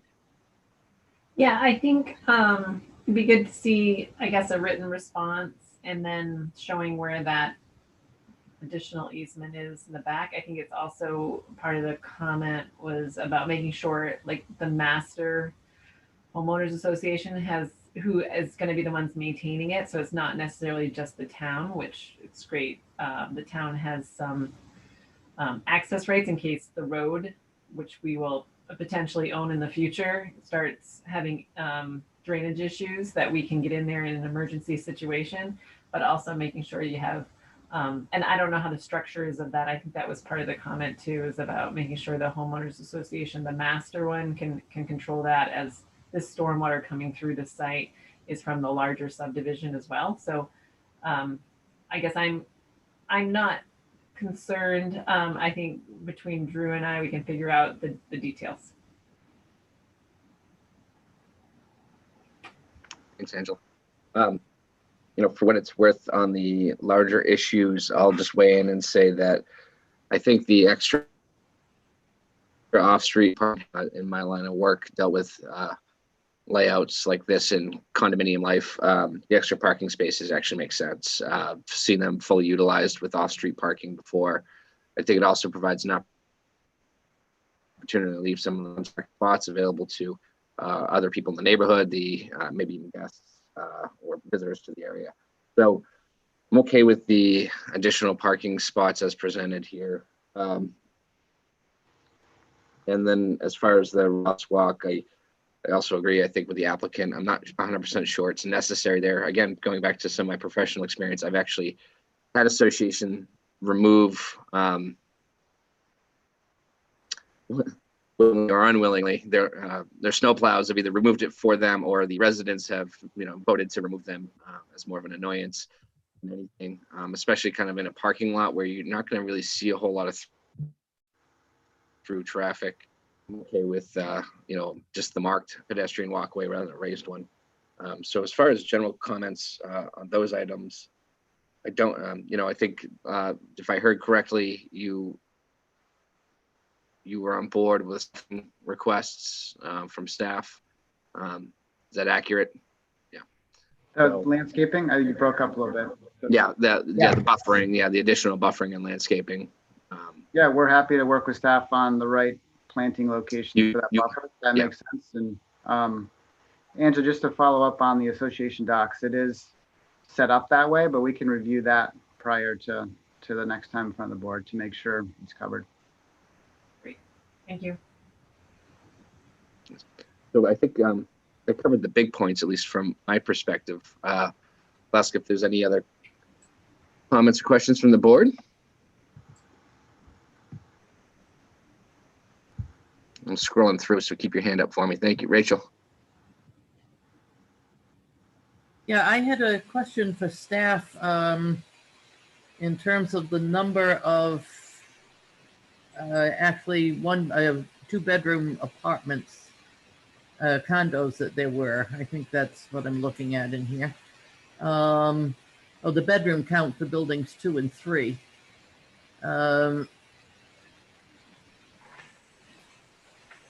I'm a little confused. According to this, the staff comment, it appears that the bedroom count for buildings 2 and 3, include 12 two-bedroom apartments, not 11 two-bedrooms and one bedroom, as the plans depict. Well, the plans do depict 11 two-bedrooms and one bedroom.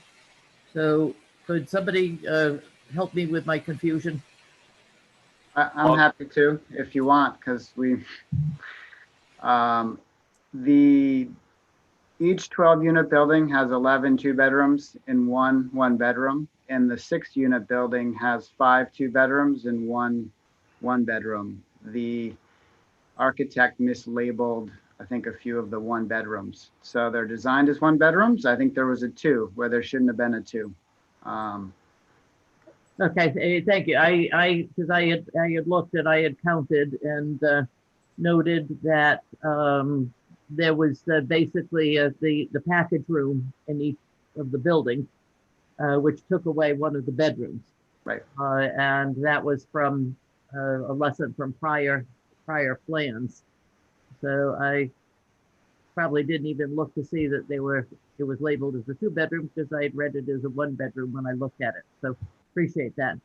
I do have a comment about the architecture. It is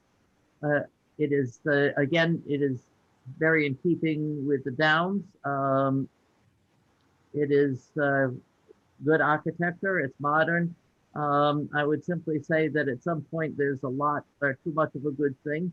This is now the 3rd plan that's come before us with this type of apartment. And changing the color is good. It might be that changing the colors even a little more dramatically than you're planning is very helpful to provide some variety. We've gotten comments in the past about the number of white buildings, white blocks along the housing leading into the Downs, the initial housing. And I'd like to make sure that we don't have a lot of comments about, well, now we have 3 large developments that all kind of look the same. So I just, lay that out as something for you to consider. If there's an additional way to make a distinction with these buildings, it would be helpful. The buildings themselves are well designed. The apartments are great. I like the storage areas. I think people are going to really appreciate living here. They're going to do the Downs proud.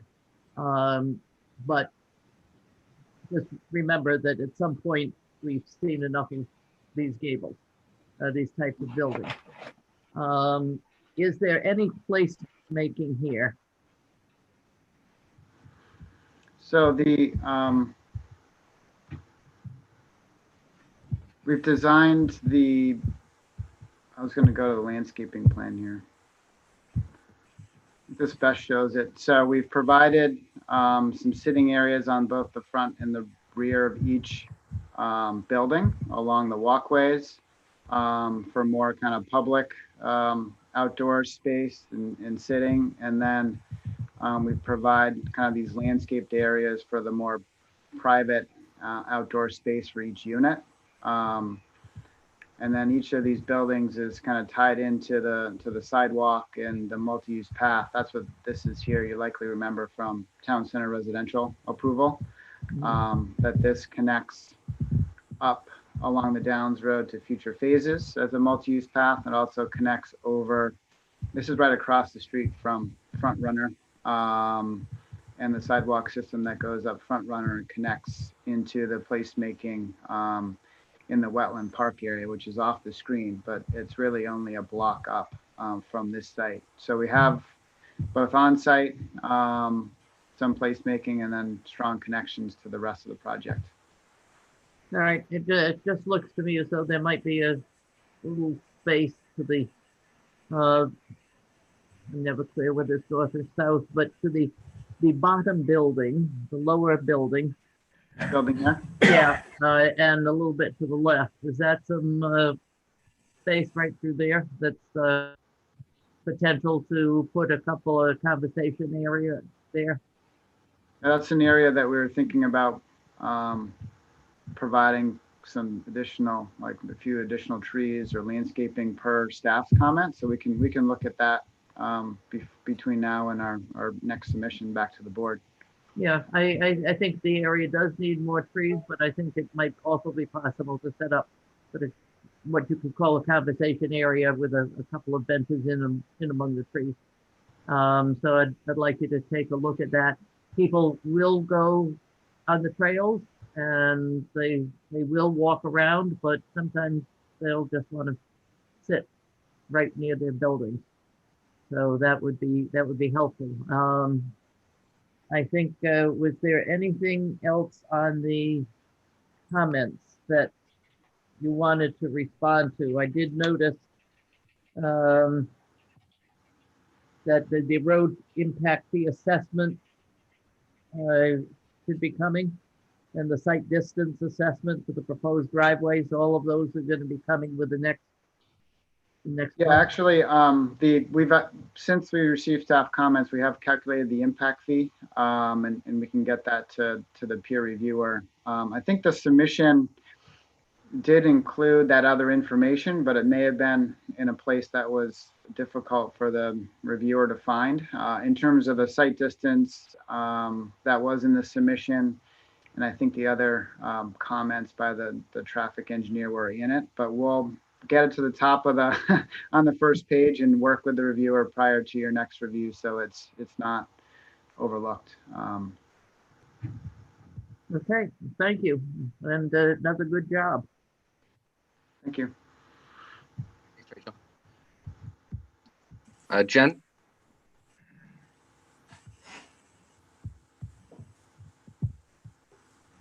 There we go. Sorry. First of all, I just have a question. Can you hear me okay? I just have a question about the garages. Are those, is there a solid wall in between those two bays, or if someone parked on the backside, are they able to walk through to the front?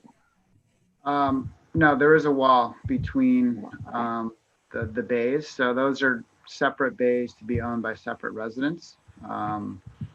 The pedestrian connection is only outside. So you would walk using this sidewalk and crosswalk to get to your unit if you're parking on the back side of the garage. So similarly to the other project too, where there's like independent overhead doors for each, like are they that separate?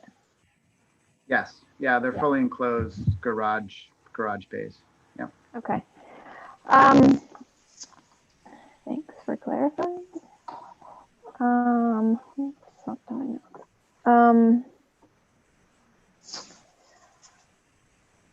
I do not have any issue with the waiver as proposed. On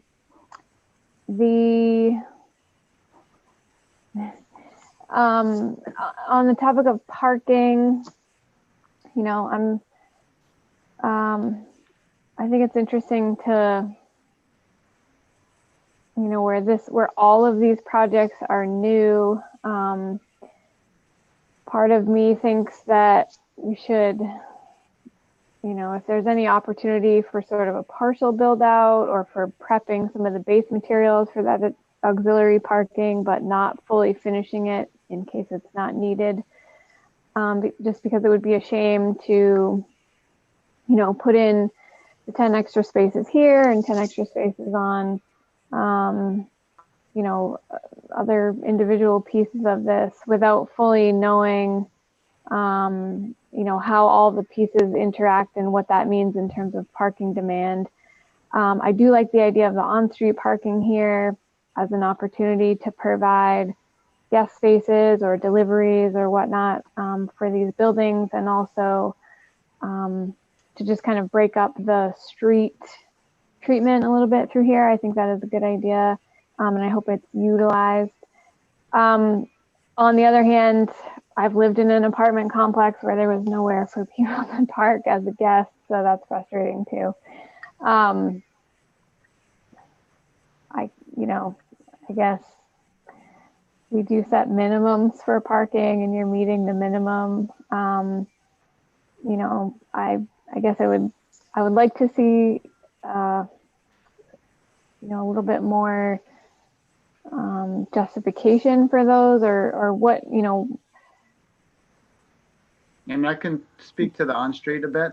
So one of our concerns, if you will, is these on-street parking spaces are likely to be used as much or maybe more for the cottages on the green across the street. So one of the challenges for, if you can remember, maybe I'll go back to this, see. This is probably better, more helpful. So we're talking here, these parking spaces are here. They're right across from these homes here, particularly the single family on the green, those cottages on the green. There isn't on-street parking really dedicated to those, and the guest parking isn't it's pretty limited for those lots. So we think that the ones in front of lot 2 will likely to be used for those as well. And this is all kind of new, and we're all kind of learning to see what is the kind of the parking demand. So we didn't want to rely entirely on those on-street parking spaces for the gables, and felt like there's an opportunity. We're way below the impervious limit, like by 25% on lot 2, and felt like it made sense to provide a little bit extra parking on site for guests for the gables, so that the Downs Road on-street parking is more of a shared for the entire neighborhood. So that's really why we're doing it.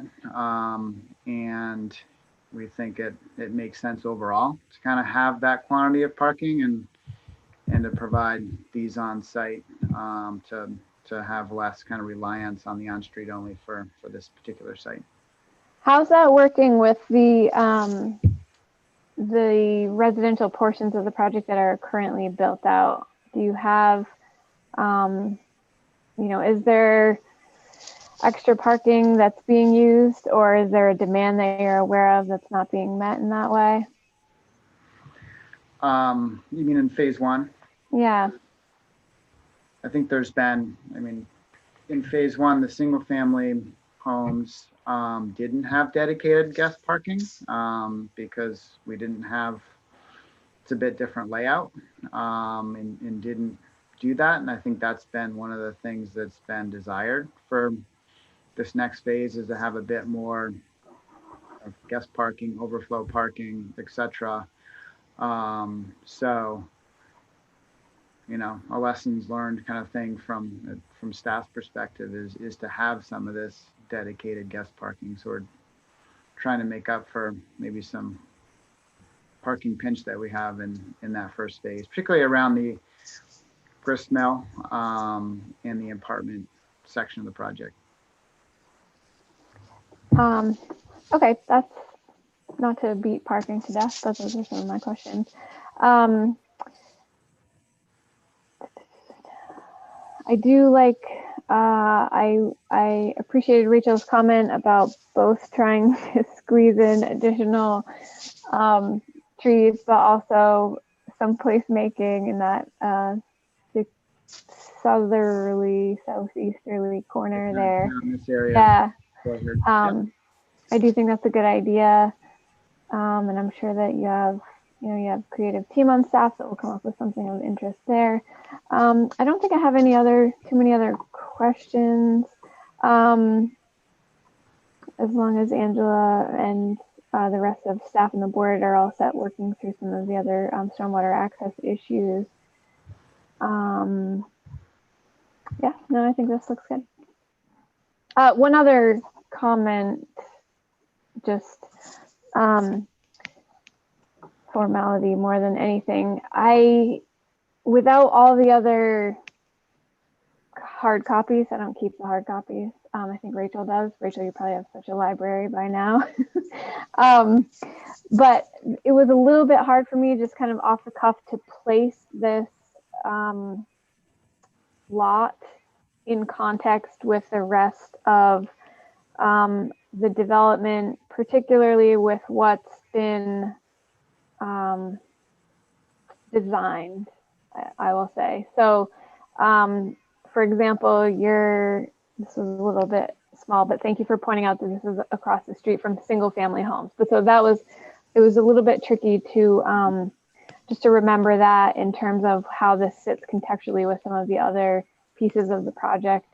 And I know there are so many layers within which you could provide us 10 graphics every single time with like, here's where it sits in Scarborough in general, all the way down to this is what's across the street.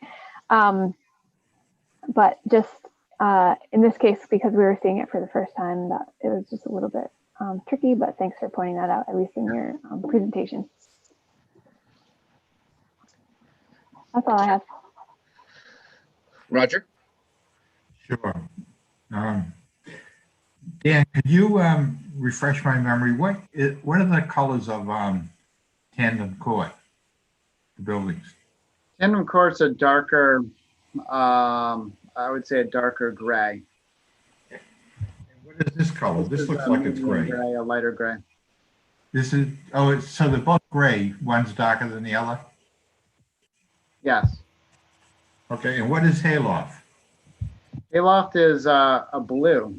The majority of the buildings are, I would say, like a medium blue. I don't know the exact description. And one building has, in that first floor commercial space, has white siding.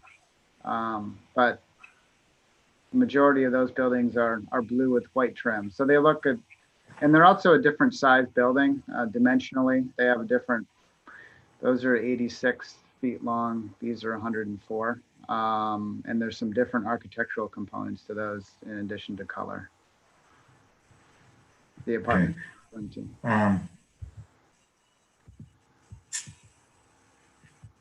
No, I think the buildings look good and everything. I'm just wondering about a little bit more variety, that's all.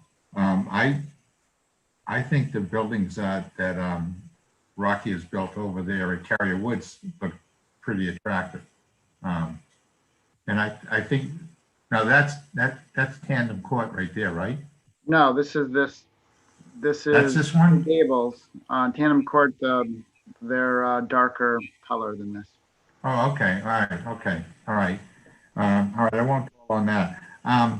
Just another thought. Down behind the parking garages, isn't that where there's going to be a Willowbrook, like, parkway or something down there? Wasn't there, am I incorrect about that, or?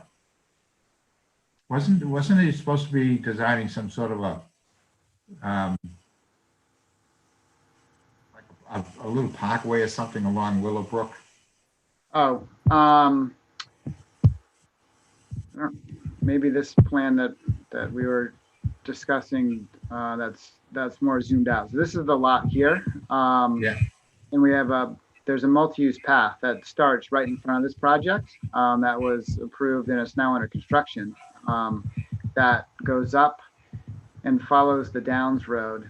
And it's a tree-lined boulevard with that pathway. Yeah. And it parallels Willowdale Brook, which is right here. And otherwise, Willowdale Brook is buffered. That's your property? So if that's what you're thinking of, Roger, and then that will continue into Town Center North, which is off to the left.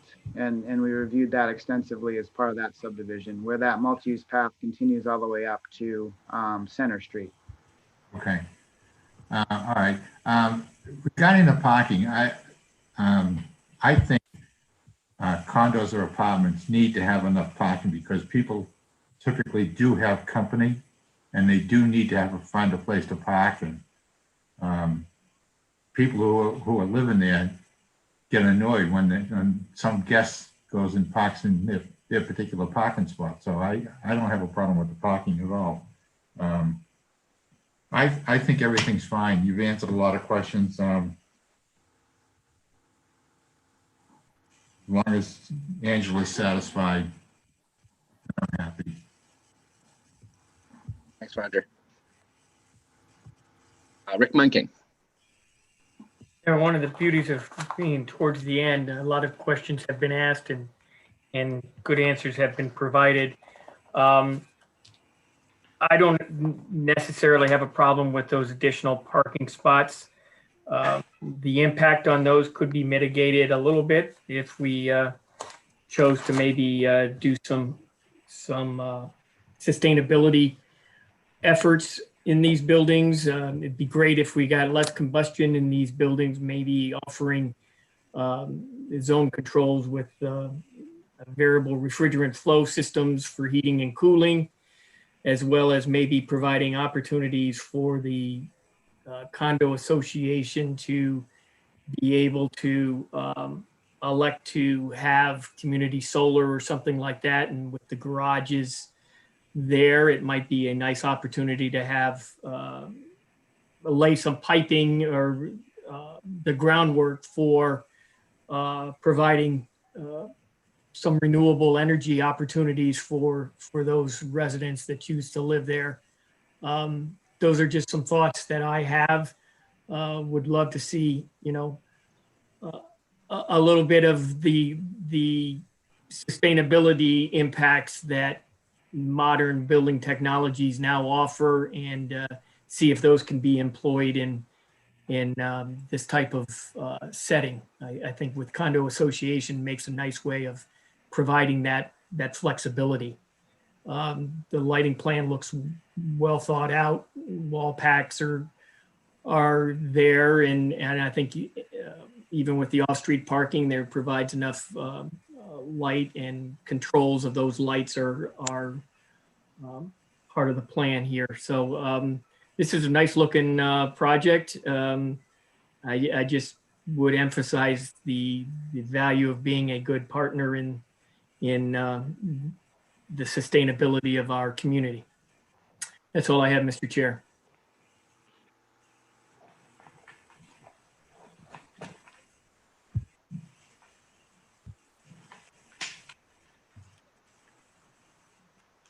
All right. Any other questions from the planning board?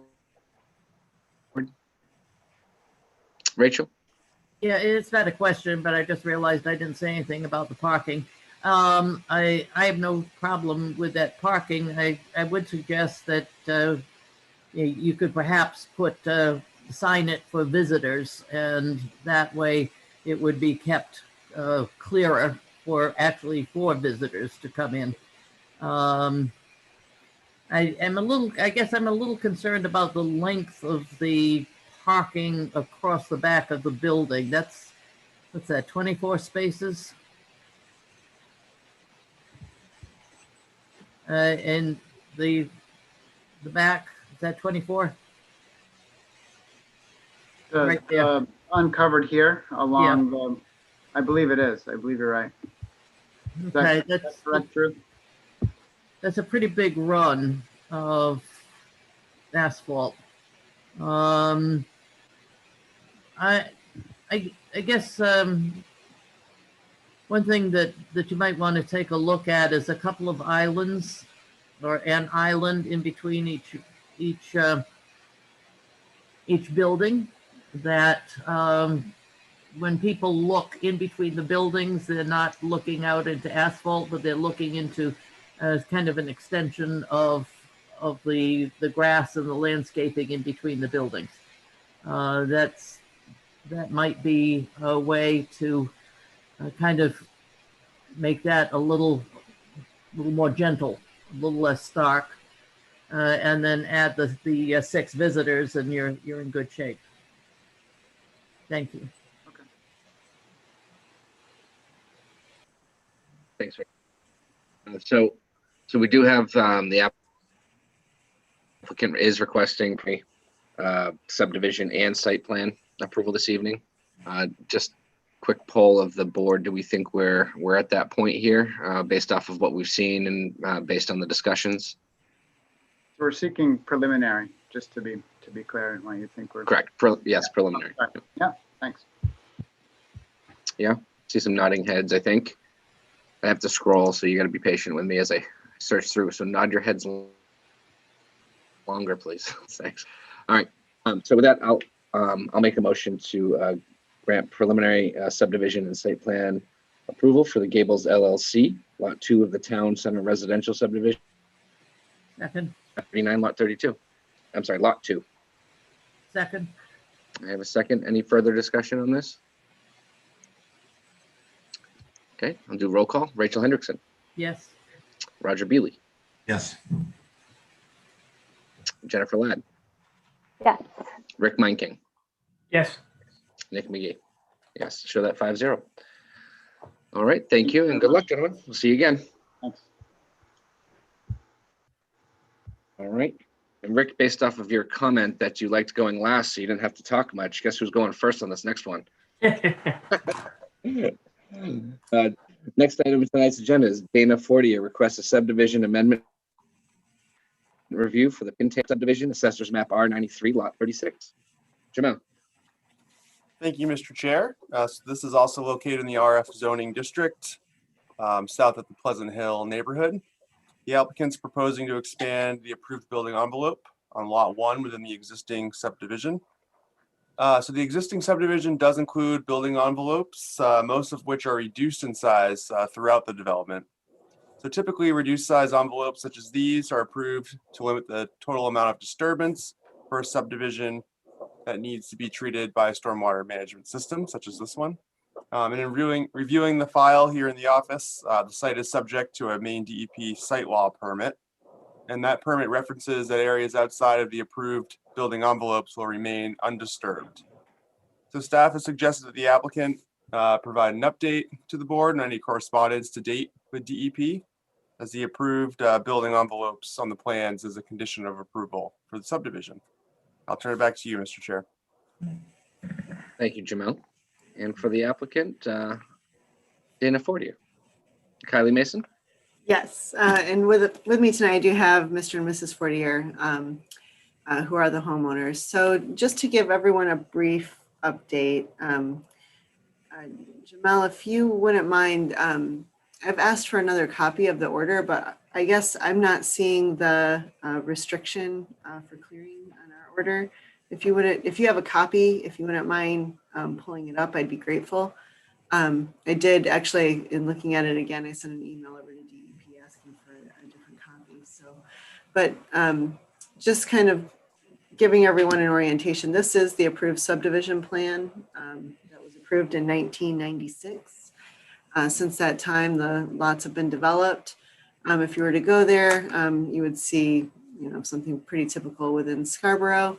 You can see there's variable lot sizes, but also variable building envelopes. And really what I recall from our interaction was there was a speculation that back in the 90s, you might see subdivisions approved this way in order to minimize their stormwater responsibilities through DEP. And while we're speculating that and accepting that as the description in our time meeting with staff, we haven't seen anything documented on the plans that describes that. So what we had talked about with staff at the time was, and this is the lot we're talking about here, was that to address that concern, that any development that happened on the parcel as part of this acceptance would essentially receive stormwater treatment. So in the case of this shed, an acceptable BMP for DEP would be to provide a drip edge, a stone drip edge around the new construction, and we are proposing that.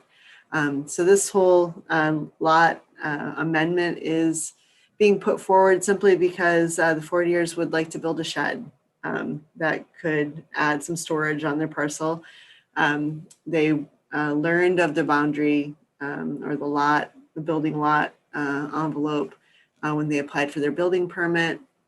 And so working through the survey to understand where their lot and their building envelope was, we discovered the historic plan.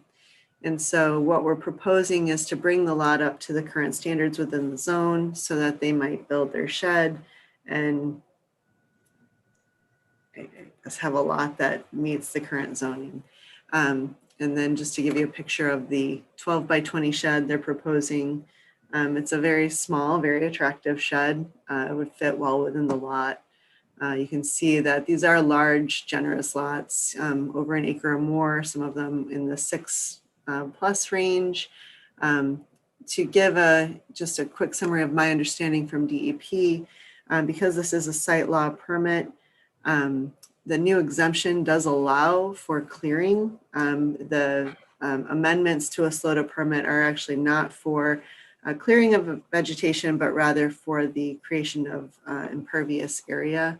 So area not revegetated. And so as I understand it, they would be within the exemption rules at DEP for site law. And with that, Dana, I didn't know if you or your wife would like to present anything. Yeah, no, I appreciate the introduction there, Kylie, and the information, and appreciate the planning board's work. I know you guys have a very full agenda, so we appreciate the accommodation. As Kylie mentioned, we're looking for a simple, it's a 12 by 20 garden shed, and obviously I've gone through a fair bit of gyrations here to put the garden shed in.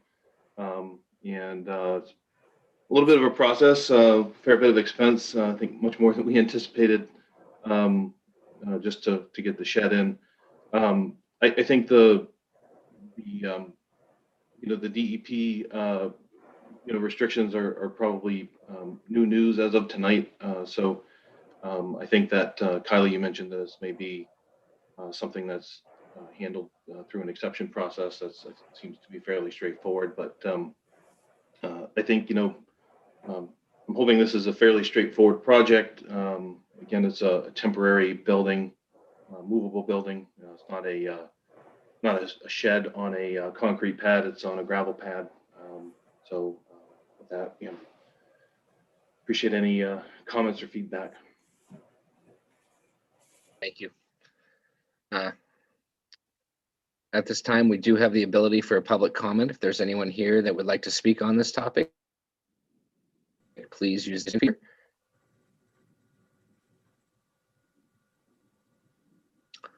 Okay, seeing none, I'm going to turn this over to the board. Rick Meinking, as promised. Just a couple of questions. Are you going to run power out there? Not currently. We may at some point in the future, to have some lights, but not currently planned. Not right in the plan, so there'll be no lighting or anything like that going on the outside of the building. It's just to store bikes and things. What's that? Just to store bikes and kid stuff. Get them out of the garage, right? So we can work out in COVID, yeah. No, this seems pretty straightforward to me, Mr. Chair. I don't really have any concerns with this. I know our able staff shepherds these things through and talks with the applicant, and it's before us now. It looks fairly straightforward, and I think this looks pretty good. I like the rendering of the shed going out there, and I think this will help the applicant and enjoy as she says, the COVID times and be able to work out. And who knows how long that's gonna last, but I'm okay with this. Thanks, Rick.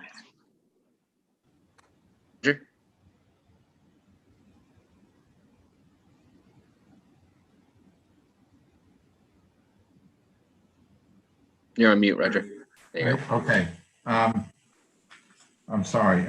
Is this a similar situation to Riverwalk? Is that what Riverwoods? I mean, the earlier thing where this has to go through DEP? So yeah, I'll just jump in. I think as Kylie mentioned, obviously this plan, like many, it's always hard to try to understand what the planning board's position was 25 plus years ago or so, looking at subdivisions that have these large lots and sort of these unconventional building layouts where there was a 15-foot side yard and your rear yard setback back in the mid-90s. And so what sort of was happening at the time of this planning board approval? And so that was part of the due diligence that we were doing, was going through the file as we were reviewing this application, and that's where we came across the DEP. Again, can't remember offhand. I don't have the file in front of me, so I can't pull it up and show it to folks. We don't have an electronic copy. This is a mid-90s, but we could certainly scan it file. But it's referenced the maintaining the buffers as shown on the plan. So I think that's where, as you just said, Roger, this is similar to that, where there is a standing DEP permit that we were able to find on the file. But that's not recorded. That's not recorded in my deed.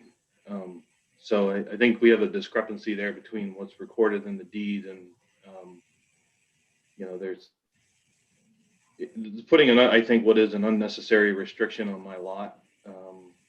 For something that really is the DEP. If we want to talk about putting a condition in there for addressing the drainage, then great. But I think we just looked at some projects. There's a project actually directly across the street from me at 2 Pindale Point Drive It's a 6-car garage that was built. It's a 2-story, 6-car garage, permitted and built on that lot. And I'm fairly certain it's well outside of the building envelope.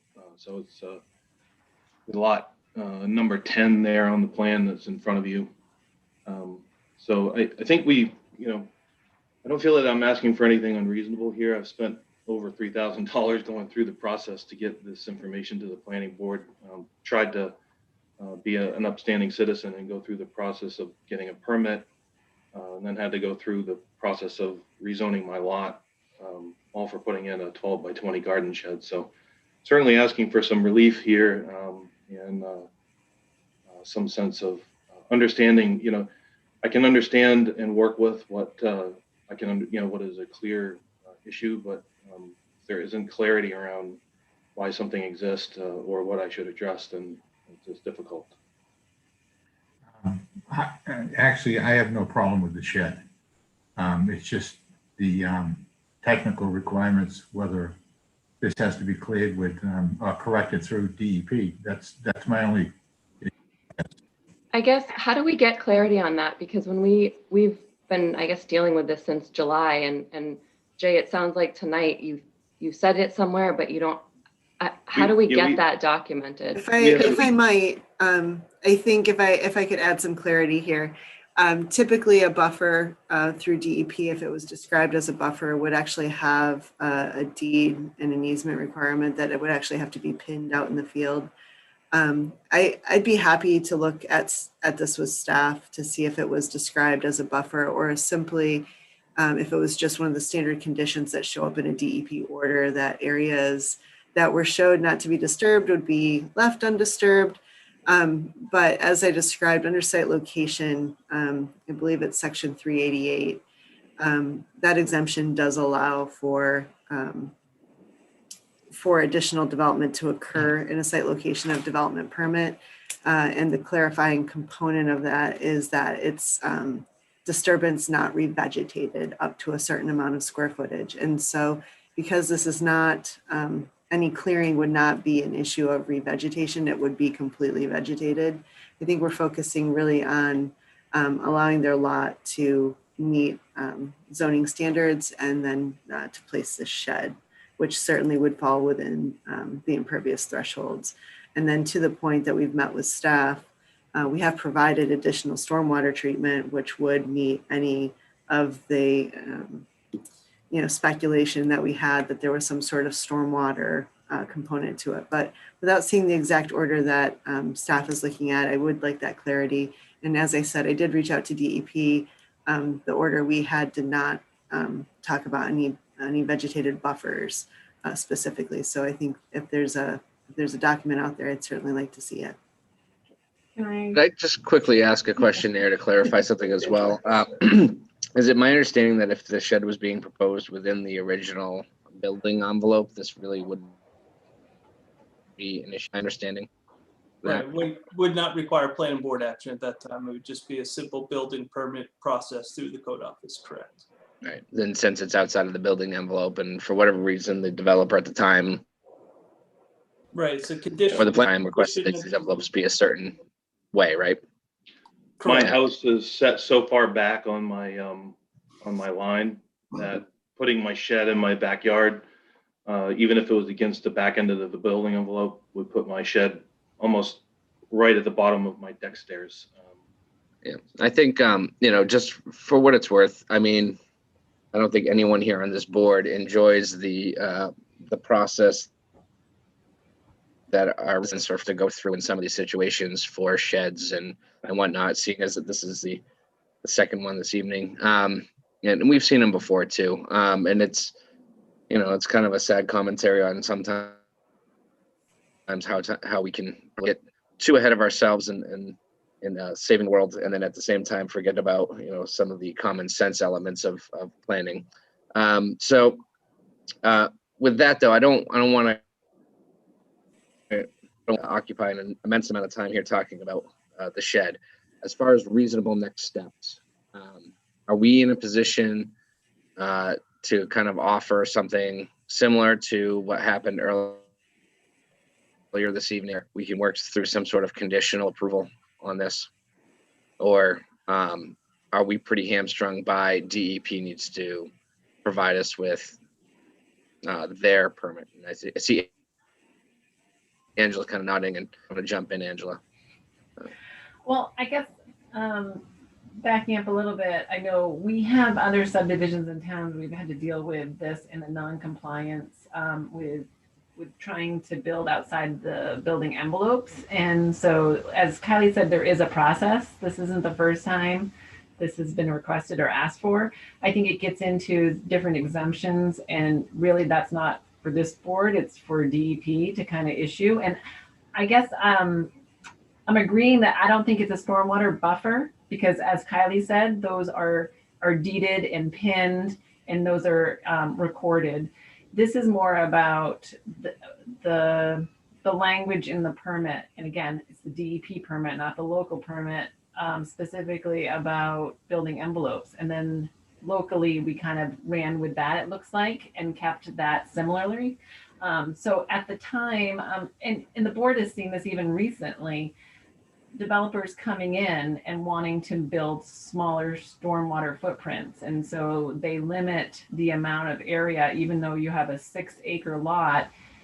We've seen it where they show a clearing of 1 acre and trying to cram a septic system and a well and a house all together. And so that's kind of, there's nothing to limit in the ordinance the developer from doing that, or limit, it doesn't kind of, for the planning board not to approve something like that. It's more about these common sense. And so to have these conversations, and I know recently the board has been really good about that and trying to figure out, can you actually provide a lot that people want to buy and know what they're buying and know that they can fit what they need on their lot in that buildable area. So I just don't want to get in a situation where we are providing an approval that is in direct conflict with a DEP permit, because that puts in the town in a very awkward position and not a good light. So we kind of go back and forth, and I do a lot of what I do is cleaning up a lot of these things and trying to work with DEP. So I'd rather be ahead of it than behind it. And so to get clarification from DEP, I think would be important. I would agree. I think it's a simple thing that we could simply just work. If it is an exemption, then we can just get a statement of that, and it's pretty straightforward. And I would mention that, Rick, your comment too about utilities out there is another good one, because it would be good to know that ahead if you have any intention of doing those type of things, because that should be part of what you're requesting from DEP, rather than going back in a year or two and have to do this all over again. Because if you have any inkling that you're gonna want to do something like that, like run underground power or something, then you need to figure that out. I think it just a heads up on that. Yeah, we can certainly add that to the plan. It certainly would be good to understand what's written. I know that we've had some correspondence with staff to date on some of this, and so there's kind of new news tonight, which is perhaps a little bit unfortunate, but but we can add the power to the plan. And what I would ask though is that if we, I'd like not to have to sit through another round of planning board meetings to get approval for a shed. So would it be possible to gain approval based on DEP, getting clarity on the DEP component? That was what I was going to ask, if we could, at least let the applicant know how we feel about the shed. I don't think that's going to be an issue. And that way, once they do get the DEP approval, and staff is satisfied with it, then everything's all set. Yeah, what I might offer, and I think Nick, you sort of alluded to, is there a way to sort of take a look at this issue similarly to Riverwoods? And I think, with Riverwoods, again, I think there the board really separated the questions. There were two different issues. There was the lot line adjustment, and then there was the buffer question. And really the board set the buffer question aside until the DEP came forward with an answer. And I think, you know, locally, what the conversation that Jamel, Angela, and others have had is, you know, if and should the DEP be satisfied, then we don't think that, you know, there's a major issue here, but that's certainly the fact that, again, you know, we're seeing that DEP permit sort of holding that. Maybe the way to look at it is to think about this potentially coming back to if the board's comfortable with the general parameters and assuming that DEP ultimately is on board as well, that this come back just as a simple consent item. And the reason I mention that is sometimes these site law permit, who knows how long that could take. And if the board's approval, you know, we don't have you know, there's only a certain time frame to get the plan signed and recorded. And so depending on how long that process takes, you know, consent obviously is very quick. And, you know, it's not even really a conversation at that point, that would be a way to potentially move it forward if the board, certainly the board can. I guess I'll ask this, is there anyone on this board that is uncomfortable with going through to a consent if they show up with, to staff with their DEP letter? If I may, Mr. Chair, as I see this is most likely going to fall under a DEP exemption under site law. There wouldn't necessarily be a statement from DEP, a letter. There would simply be an email. Because that wouldn't require an amendment to the site law permit, because it would fall under the exemption, there would be no amendment to wait for.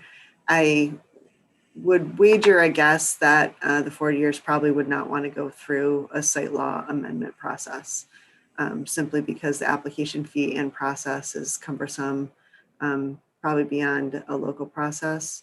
And with that and understanding the exemptions that are in place, I can't imagine that would be an issue under the exemption. So if I might, I think I would suggest and ask the board to consider making an approval condition on a DEP, I guess, authorization, as opposed to making a consent item, and not ask the 40 years to lay waiting for the next planning board meeting to have an approval. Excuse me. What I'm hearing is though that staff is uncomfortable with that approach. And I mean, I'll just throw it out here. Is staff uncomfortable with that? It's just not typical with your current policy with outside agencies approvals or correspondence in hand. And this was sent out on October 22nd. So it's not like it's brand new news this evening. It was in the staff review comments. Right, So but October 22nd was the Friday before the meeting. 2 Fridays ago. So it's not a brand new issue tonight. I just want to make that clear. I do want to say that I think for people trying to do the right thing, this is a really hard process to go through. And I think that people would be discouraged. And I can imagine people putting sheds out there because this is so difficult. And while, thank you, Jamel, for pointing out that it was the 22nd, but I think we requested this in July and we're trying to do the right thing here. And that feels like it's really difficult. Yeah, also with regard to the question of a DEP approval, I think, you know, precedent's already been set tonight of a DEP approval, conditional DEP approval item. I believe was the Riverwoods item. So. Yeah, and actually that was the point I was trying to make, is that the board didn't give a conditional approval with that one. What they approved was a lot line adjustment, and they set aside the question of the DEP permit. Again, board, as you know, Right, as the under board the has heard DEP. me say many times, we will act at the discretion of the board. So, Yeah. however. yeah, this is a bad situation all the way around, in my personal opinion. I just see items like this languish. This board, though, I mean, I've been on the board for 7 years. Has not once, I believe, deviated from having DEP permits in hand before animals. If anyone, Roger's been on the board quite a while. I don't know if Jay, you've been around since I've been around, so I don't remember anyone deviating from that policy. And So I guess the question is Kylie's approach. I mean, it seems like a very reasonable She's asking us to grant you an actual approval without the DEP permit, or No, I'm the asking a DEP. conditional. Right. And Jay, you could correct me if I'm wrong. Has this board ever DEP an approval awaiting a DEP?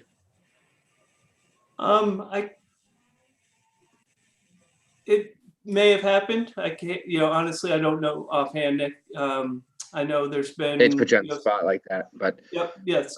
There's over the course of 13 years, there's been a lot of different conditions or waivers that the board has considered throughout time. So So, I mean, I guess at this point, it just rests on the board, their comfort level with going ahead and doing I guess we got two options in front of us, right? One, we go through the process that has been standing and they can be put on for a consent item, or two, we can grant their conditional approval pending they provide staff with the appropriate DEP. What would you call them, authorizations?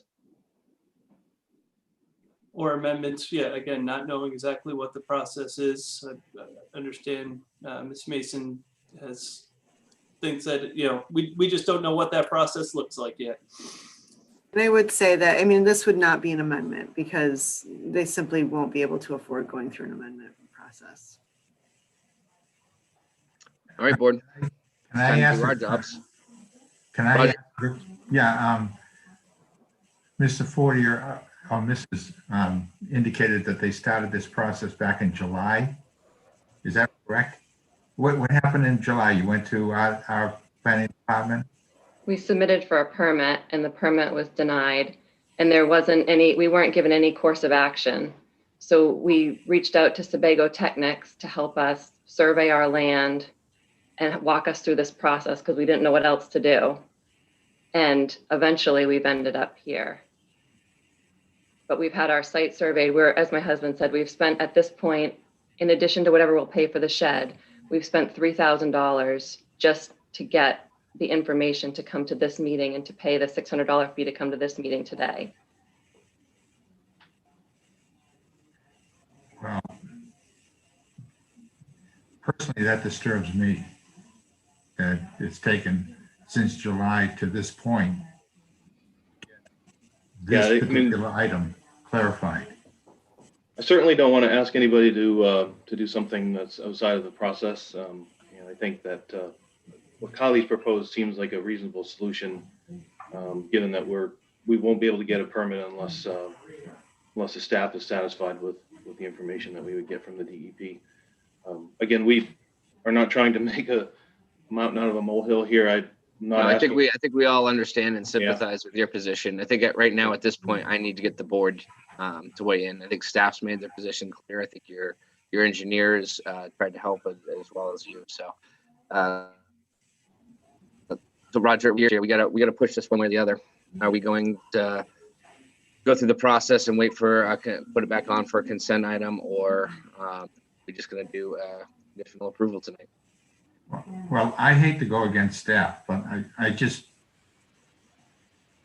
I wish we could do something conditional to, or just to be able to move this along and make it easier for people. Is it worth pointing out that we're only 2 weeks away, right, from our next meeting? Because this is a continuation from last week. So even if this were to be placed as a consent agenda, would it be heard at the next meeting, which would be in 2 weeks? No, aren't we past the submission deadline for the next agenda? We are, and I think they would need some sort of DEP correspondence anyway. So I don't know. It depends on when they hear from them. Right. Okay. Thank you for clarifying that. So Jennifer, you want to weigh in? I just don't like this. I'm sorry. I have a shed of my own, and I'm so glad right now that it's already there and that I don't have to go through this myself. And I know that we all feel that way because we all own property here, and it's just a really crappy situation. I'm sure that when you wanted a shed, you had no idea about a giant DEP permit that blanketed your whole subdivision. That's my guess. That said, I do think that there is some value in hearing from the DEP on this one, in terms of just how they would weigh in, and just confirming that it would fall under an exemption before actually approving it. Thanks, Jennifer. Rachel? Yeah, we managed to kind of split the baby earlier this evening, because there were a couple of things that went on that were actually within our purview. But we couldn't do it with the DEP, and I think I am most comfortable with putting this on a consent agenda. I've got a great deal of sympathy and understand the costs involved, and would hate to try to undertake it in my subdivision. But we do have, as a planning board, an obligation to sometimes make decisions that we don't personally like to make, but by the regulations, we need to make them. And I think the consent item is the best thing to do with this. Thank you, Rachel. Rick thinking? Yeah, all this for a shed, but I think the consent agenda item is appropriate, and we can get this done and keep consistency and maintain the support for the staff that have to deal with this with other applicants coming down the line. At least they have some level of assurance that the planning board will the best word, I guess, is support the process and support the ordinances and the way they were written to protect everybody. So I'm in favor of just getting this on a consent after DEP's weighed in. So can I ask a question? Just in terms of the consent item, Kylie, you had mentioned that, is that possible with what we have, or is it, are we talking about just confirming the DEP approval? Sure. It's really about time, and the Scarborough planning agenda is quite popular these days. It would just draw everyone's attention. I have pulled up the state statute for site law that describes exemption for new construction or modification of an existing development. It describes the exemption and how it applies. And since this is a site law application, what I would ask, and what we will be asking the DEP to verify, and we have used it on other developments in the state of Maine, is that this would be additional disturbed area not to be revegetated, that is under 10,000 square feet, but that any disturbance specifically to that, if we are describing a buffer, it's not vegetated, it's not a forested buffer, it's not a stormwater buffer, because it hasn't been pinned and recorded in the registry of deeds. It would say is simply one of those typical notes that shows up on an order, especially in the early 90s, and that this exemption would cover that, because this would be disturbance revegetated, and that the only disturbance that would not be revegetated would in fact be the shed, which is under 10,000 square feet.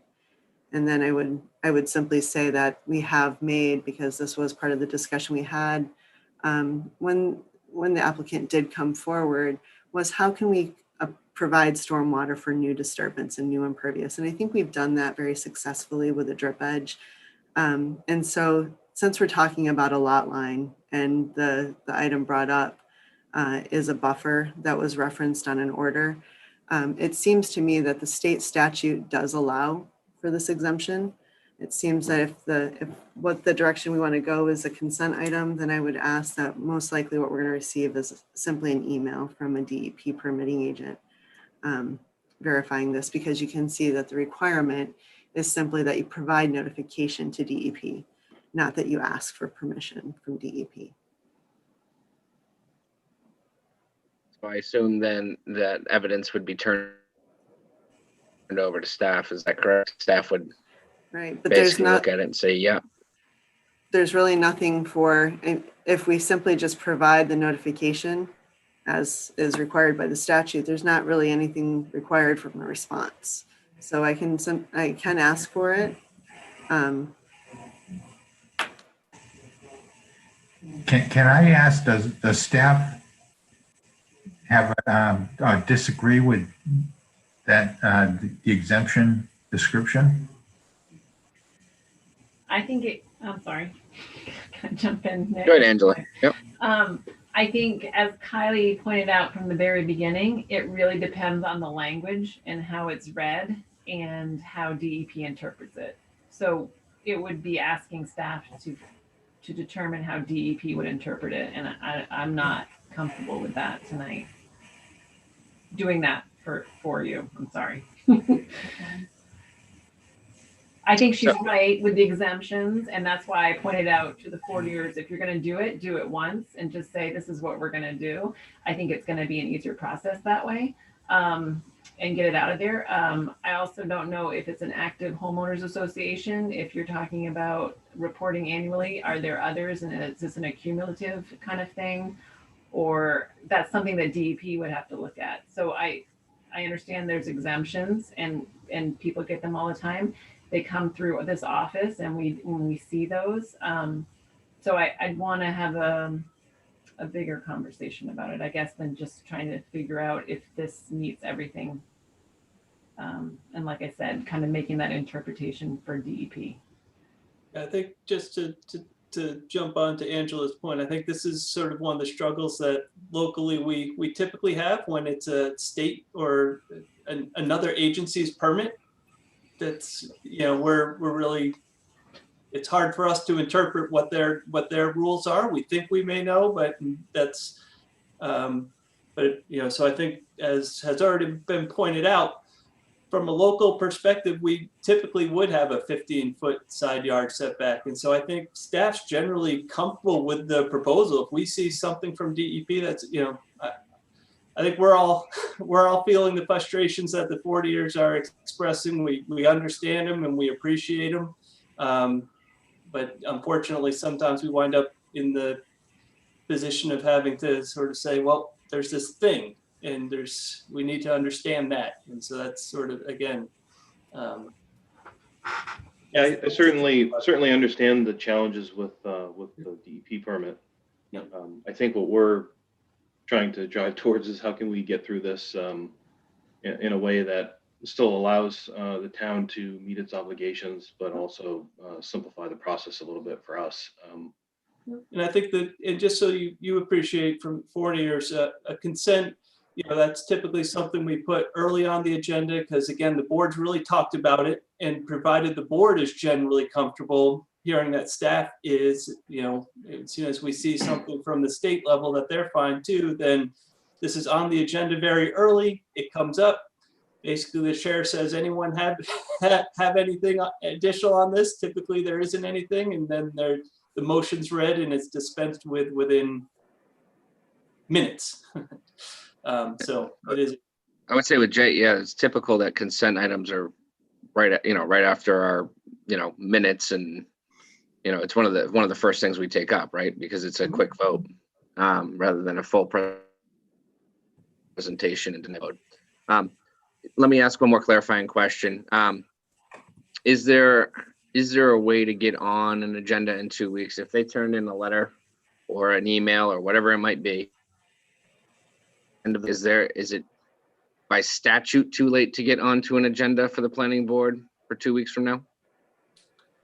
I mean, I guess one thing we could look at, if there's no other concerns from the board, we could, where the agenda gets set tomorrow, we could put this on the agenda and just know that, we're waiting on that DEP commentary. And if that doesn't come in, then we'll table it at the next meeting. We could table it, right?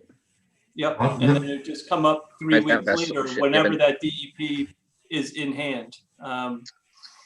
So If the board is, Kylie, is that something that you can turn around to the town staff tomorrow as a request to be on the agenda? Absolutely. We appreciate the Again. consideration. We'll reach out to DEP and we'll send an email tomorrow asking to be put on the agenda for a consent item. I think I can get a response from the DEP in a couple of weeks. Okay, so I think that's where you're headed. And hopefully that gives you a look. And, we really all appreciate the frustration you've gone through here. It's not often we have engineers design sheds for people. Actually, it's probably one of the worst things you can look at here as a planning board member, because the system is not entirely working. So, but again, we do our best, and you got to respect that staff and town and these board members do want to respect not just the local authority, but the state authority on some of these projects as well. We do appreciate. We'll see you hopefully in 2 weeks, and it will be quick and easy for you. Thank Okay, you. great. I did want to tell the staff we appreciate, because the application was turned in October and they did do a phenomenal job of getting it on the agenda. So we do appreciate that. Great. We'll continue to coordinate with everyone and appreciate it. Thank you and good luck. Thank you. Thanks. All right, next item on tonight's agenda. Crossroad Holdings requests a subdivision amendment review for the Innovation District subdivision within the Downs, Assessors Map U53, lots 1 through 55. Jamel? Thank you, Mr. Chair. This is a pretty simple proposed amendment. The applicant's proposing to combine lots 46, 47, and 55 into a single lot, into a reconfigured lot of 3.17 acres. And at this point, staff has no further comments. Thank you, Jamel. And Nancy? This is Dan. I'm going to present this one really quick. And Jamel did a great introduction. And the only thing I have to add is this plan here that illustrates lot 46 when it's combined. So if you can see my hand, this is the location of the new lot 46, and it's created by combining 47, 46, and 55 to accommodate the next applicant on your agenda. Thanks. Happy to answer questions.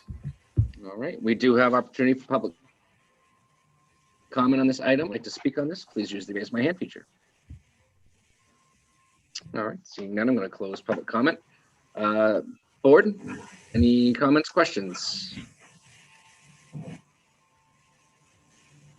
All right, seeing none. Jamel? I move to approve the project titled Fourth Amended Overall Subdivision Plan proposed by Crossroad Holdings LLC as depicted on the plan set prepared by Goral 10-520 with the following findings and conditions. The proposed Fourth Amendment subdivision plan includes a combination of lots 45, 47, and 55 into one lot. The proposed reconfigured lot is 3.17 acres in size and depicted as lot 40. Subdivision is located within the Crossroads Planned Development CPD zoning district and is further identified on the Town of Scarborough tax maps as map U53 lot 4. Conditions. The existing condition from the July 22nd, 29th Board Division approval will remain in effect. Do I have a second? Second. I have a second. Any discussion? Okay, I'm going to call the roll. In favor, Rachel Hendrickson, Yes. Roger Beely, Yes. Rick Meinking, Yes. Jennifer Ladd, Yes. Nick McGee, yes. Thank you. I show that is unanimous. Thank you.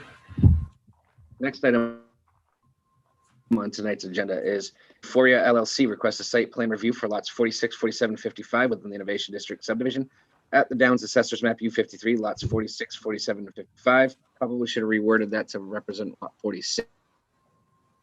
Is that correct? That's correct. Okay. Jamel. Thank you, Mr. Chair. So on the new lot 46, the applicant's proposing to construct a 44,160 square foot building that will consist of product preparation, light assembly, refurbishment areas, storage, and future office space. The project is on lot 46 and at the end of Immersion Drive, private access drive, actually across the street from the Zoom Drain site. So staff did have several comments related to the proposed driveways on the site. One of those comments was about the southerly driveway and its width, and how there was an opportunity, appeared to be an opportunity to extend the landscape island to narrow the width of the driveway and also provide a refuge area for pedestrians utilizing the crosswalk. And then staff also noted that the northerly driveway is 40 feet wide and did recommend that this be narrowed as much as possible. A few other recommendations. The next one was to provide additional plantings within the landscape island to the west of the building, just to help screen the project and large building from abutting properties. And then the applicant's also proposing 20 parking spaces instead of the required 120 for the building square footage. So as the board knows, the zoning ordinance does allow the board to reduce the requirements for off-street parking spaces if it's determined that the use can be, that the project can go on without the required spaces. So they're proposing 20 spaces instead of the 120, and believe that they can, the project will be fine with those spaces. And finally, the applicant should discuss the proposed building design and the interior functionality with the board. At this point, I'll turn it back to you. Thank you, Jamel. Nancy. Sure, thank you. My name is Nancy St. Clair. I'm here tonight with Jim Van Fleet, who should be joining us. Jim will do a portion of our presentation, but I'd like to get started with a description of the site. Jamel did a great introduction to the site. As you see on the screen, hopefully you all can see it and hear me well tonight. The plan that is before you is for the consolidated 3 lots that you folks just approved as part of the amendment to the Innovation District. So these 3 lots are now lot 46 in the Innovation District. They had been lots 46, 47, and 55. So the 3 lots are basically, there's one here, and one down here. So they're all consolidated into a 3.17 acre site. The applicant is proposing a building that is approximately 44,799 square feet, which includes the building plus the dock appendage, which is located on this area here. There are also provisions for additional upstairs second floor space in the future, which would be a 10,000 square foot storage area and up to 2,500 square feet of office space in the building.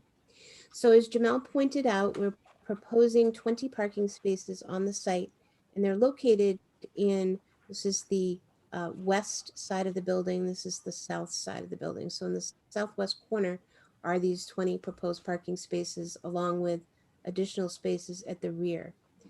The function of the building, Jim will get into the discussion of the internal function of the building, but this is a design build for mainly tubs, and it allows certain operational aspects of their Payne Road site to be relocated to this site. And so we'll talk a little bit about the internal functions when Jim gets on and discusses that. But I wanted to talk a little bit about the site. We have a program that allows for truck circulation around the entire perimeter of the building in a general clockwise position.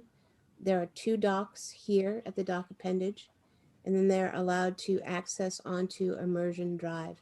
This is a private drive that is one of several drives that are being constructed in the Innovation District. We're on, if you folks recall from the reviews of the projects, on Dynamic Drive. We are located south of Innovation Way and a little bit to the east of those projects. So this is one of the new sites on in Immersion Drive.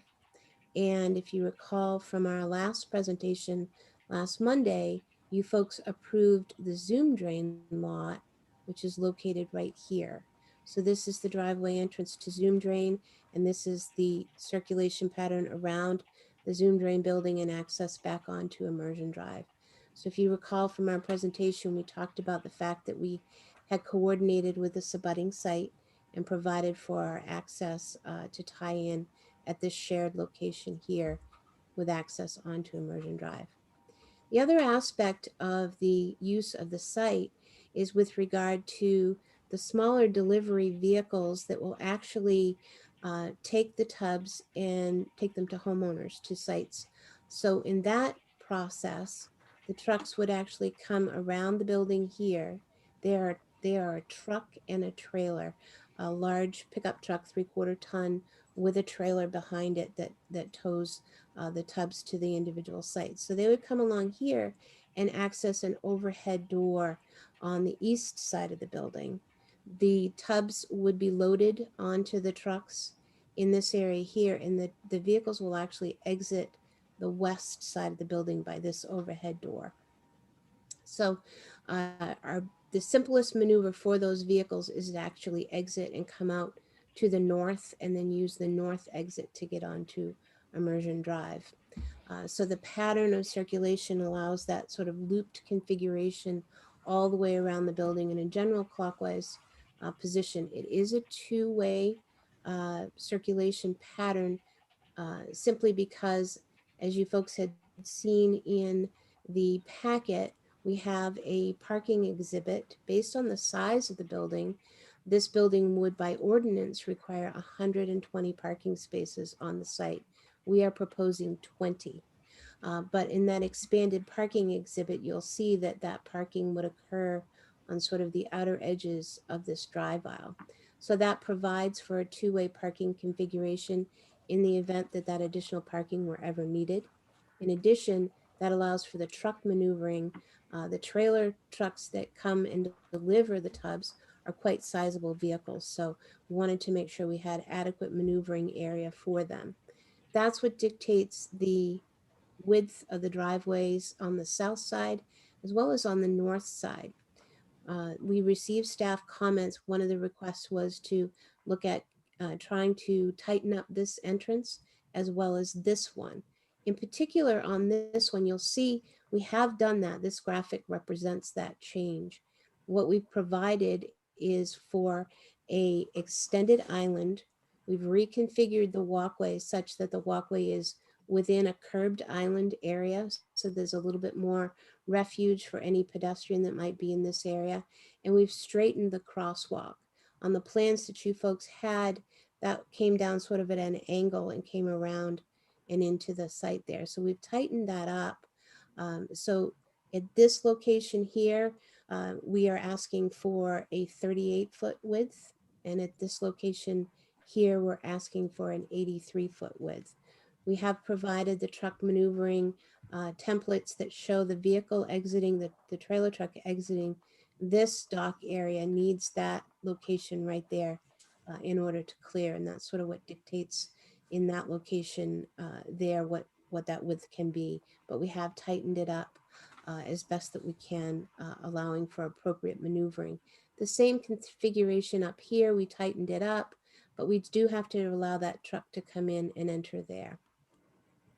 So as part of our review process, we are asking for 3 waivers. Those waivers are with regard to the entrances we've just described, as well as the separation distance from the edge of curb here to the edge of curb there. That's actually increased with this revision as well. So we're looking at a 3-foot separation there. And realistically, from the separation of the vehicle from here to here, it's on the order of about 22 feet. The third waiver that we're asking for is with regard to the drive aisle width, and we're asking that it be 24 feet as opposed to 25 feet. In the process of doing these modifications that we've discussed, we also looked at adjusting the pavement edge here to reduce a little bit of the impervious cover on the site. So we've actually had a reduction in impervious cover with these changes that have been requested by staff, such that we had been a little bit under 66.9%. If you recall, in the Innovation District, the threshold is 80% of impervious cover. So we're well below it. With the changes that we've just made, we've taken out another 1,486 square feet of impervious area. So we're actually down to a little over 66.5%. So we're well within the coverage requirements for the Innovation District, such that we don't need to do any on-site stormwater treatment.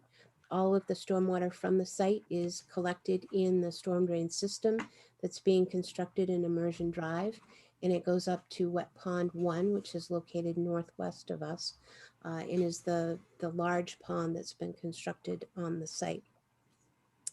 The project has been approved by the Scarborough Sanitary District. We received their approval on the 22nd of October, and we are awaiting our Portland Water District sign-off letter. The plans also include a landscape plan, which, as Jamel noted, there was some recommendations for some additional landscaping on the site. This graphic represents the additional landscaping that we've added. Originally there were 3 Princeton elm trees along Immersion Drive. We've added 2 additional trees, and they are honey locust trees, which are located in the gaps, if you will. So they're providing a little bit of diversity of color and size and shape to augment the plantings along this area here. We've also added along this area here, the original plan had Northwood red maples. We've added additional Northwood red maples in this area here to continue that band around and supplement the trees that are located on this end, which are sugar maples. And we also have Norway spruce as an evergreen buffer along this area here. We've also added along this edge of the building, which would be the east edge of the building, we have Armstrong maples, and along this edge and along this corner, we have amelanchiers or shadbush, which are fairly common throughout other planting plans in the Innovation District. The maples that you see in this area here are comparable to the maples that were on the approved plan for the project across the street as well. These 2 trees were on the original, the previously approved plan for the abutter, and we've added additional Korean fir as an evergreen to shield around the dumpster area. So we have added additional landscaping from what you see on your plan to address the staff comments that we've received. In addition, for placemaking, we do have some pedestrian scale amenities on the site. In this location here, we have a proposed pad and an area for a picnic table to provide an outdoor space for anyone working or using the facility. In this area here, we have a large open meadow area, which is envisioned to be able to have some passive recreational opportunities as well. In addition, we had a bike rack that was located over here. In accordance with staff recommendations, we've relocated that bike rack to this location here, giving it a better proximity to the sidewalk network that ties into Immersion Drive. Remember the program with the shared bike ped lane along the private drives, that is also consistent here on both sides. And then we also have the crosswalk and the walkway to the crosswalk across the end of Immersion Drive. So we do have sort of a pedestrian loop, if you will, to be able to get out to Immersion Drive. We have some outdoor recreational space opportunities for those folks who are at the site. Speaking of the number of employees that we're looking at for the site, there are 11 delivery employees that would be on the site, 3 warehouse workers, and potentially 3 additional workers who would be there throughout the day. Their operation timing is a little bit different than other more traditional businesses. They're very early morning and early afternoon they end their work. So their trucks are loaded and they're out and they're on the road and they're gone before the morning peak traffic, if you will. Their delivery trucks that come in are early morning deliveries that come in to bring the tubs in this location here. And those trucks actually are on a fairly limited schedule, if you will. During the winter months, they may get a truck every 1 or 2 weeks. During the peak season, they may get 2 trucks a week.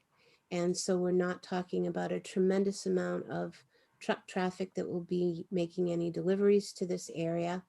During their peak season, they run 3 or 4 delivery of trucks of tubs to go to homeowners.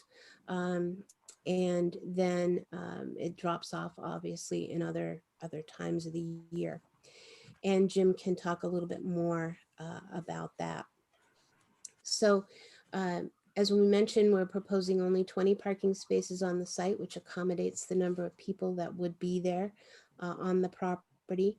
I'm going to change a little bit now and talk to you about the building itself, and then we'll get into the building internal operations with Jim. And then I'd like to come back after Jim is done with his presentation, talk to you folks about some of the other comments that we've received and the process moving forward. So the next item that I'd like to show you are just some of the building elevations so that you can see that it's a two-tone building program. This is the view as you would approach the site from Immersion Drive. So the overhead door that we talked about with the trucks exiting is shown on this side. The activities in that portion of the building really focus sort of on this, what would be the southwest corner of the building. We do have some additional glazing in this location here on the north side of the building, on the northwest corner. Not a lot of activity there. Most of the activity is really happening down in this area here. The upstairs windows are to add light into the building, but also provide opportunities once that second floor mezzanine is constructed, that there would be window access up there. We have a second emergency door and some glazing on the north side as well. This is a straight on view. This would be the primary elevation view as you see it from Immersion Drive. This is the west wall. There's that overhead door that we talked about, and there's the primary activity areas sort of in this area of the building. This rendering is pre the addition of more landscaping in this area here. So there would be additional trees that would be placed in the middle here as well. This is the secondary elevation. This is a back lot in the Innovation District. So we're talking about 15% fenestration requirements on both this north wall, that's the secondary elevation, and the west wall, which is the primary elevation. The plans submitted to you folks do show that they have met the 15% required fenestration on both of those elevations. So this is, again, the north elevation of the site. These are perspective views at the dock area. So you can see that angle dock projecting out.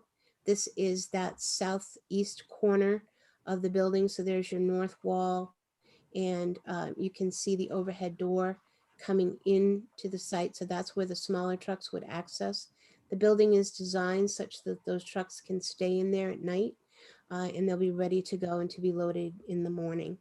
And this is a bird's eye view of the site. You can see the dock, you can see the exit door for the vehicles exiting the site, and the parking proposed in this area here. So with that, I am going to turn it to Jim if he's available, and have him speak to the building itself. I do have the floor plan that we can talk from as well, if Jim would like to use that.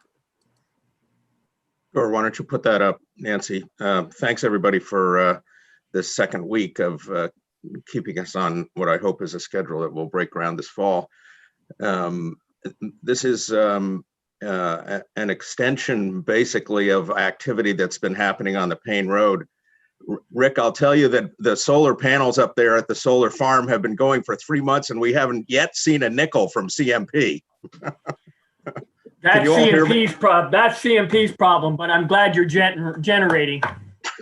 and you could go charge up your car up there. There are 2 free spots. You are awesome. And nice educational display. I hope that someday there's a 550 kW capability on this roof. And so I'm looking at that. I won't do it right away, but I've got to digest this whole thing. But there's a really good solar opportunity here. 5 days a week, 14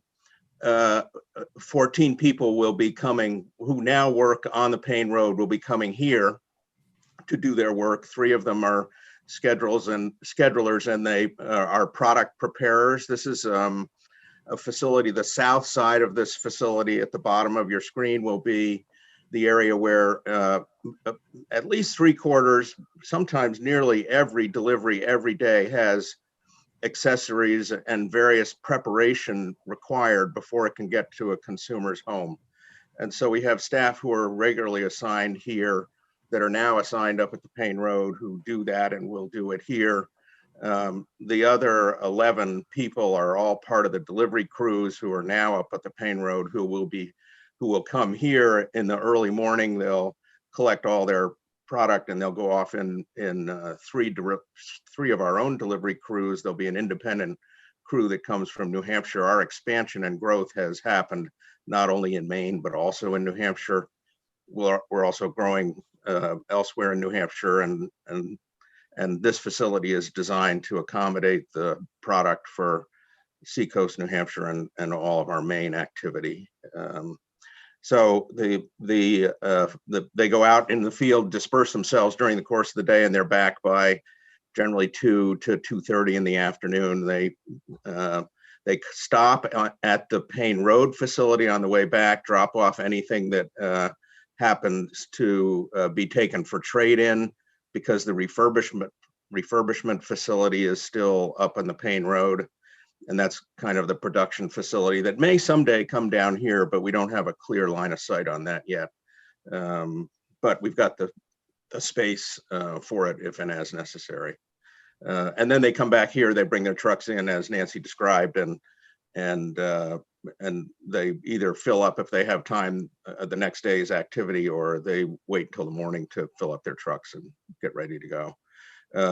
The accessories that are part of that go into each of the tubs come down every day. The shipping and receiving for all of Mainly Tubs happens at the Payne Road. And so the product that has to get scheduled for each of the particular tubs gets allocated on a daily basis. So a pickup truck comes down, brings whatever is necessary to here is the vision that we have. So it's not a high activity location during the course of the day, but it's critical for us. We've outgrown every facility that we have, and we're blessed to be a COVID winner in all of this, and need this kind of space in order to expand our business. What did I forget, Nancy? Anything? Oh, I think you have given a good description of that. I guess As a matter of levity, thank you very much for whoever named it Immersion Drive. Seems particularly apropos for us. So as we've described, we have received the staff memoranda. We actually, as a team, have put together the entire response to that memoranda. You've seen a few of those items in our discussion tonight, but we do have a full formal response that we had put together. In going through that process, we have been able to address the comments that we have received to date. One of the things I did want to share with you is with regard to Bill Bray's comments. Bill had asked for a few things in his memo, one of which was to have additional traffic counts that would be done on the site.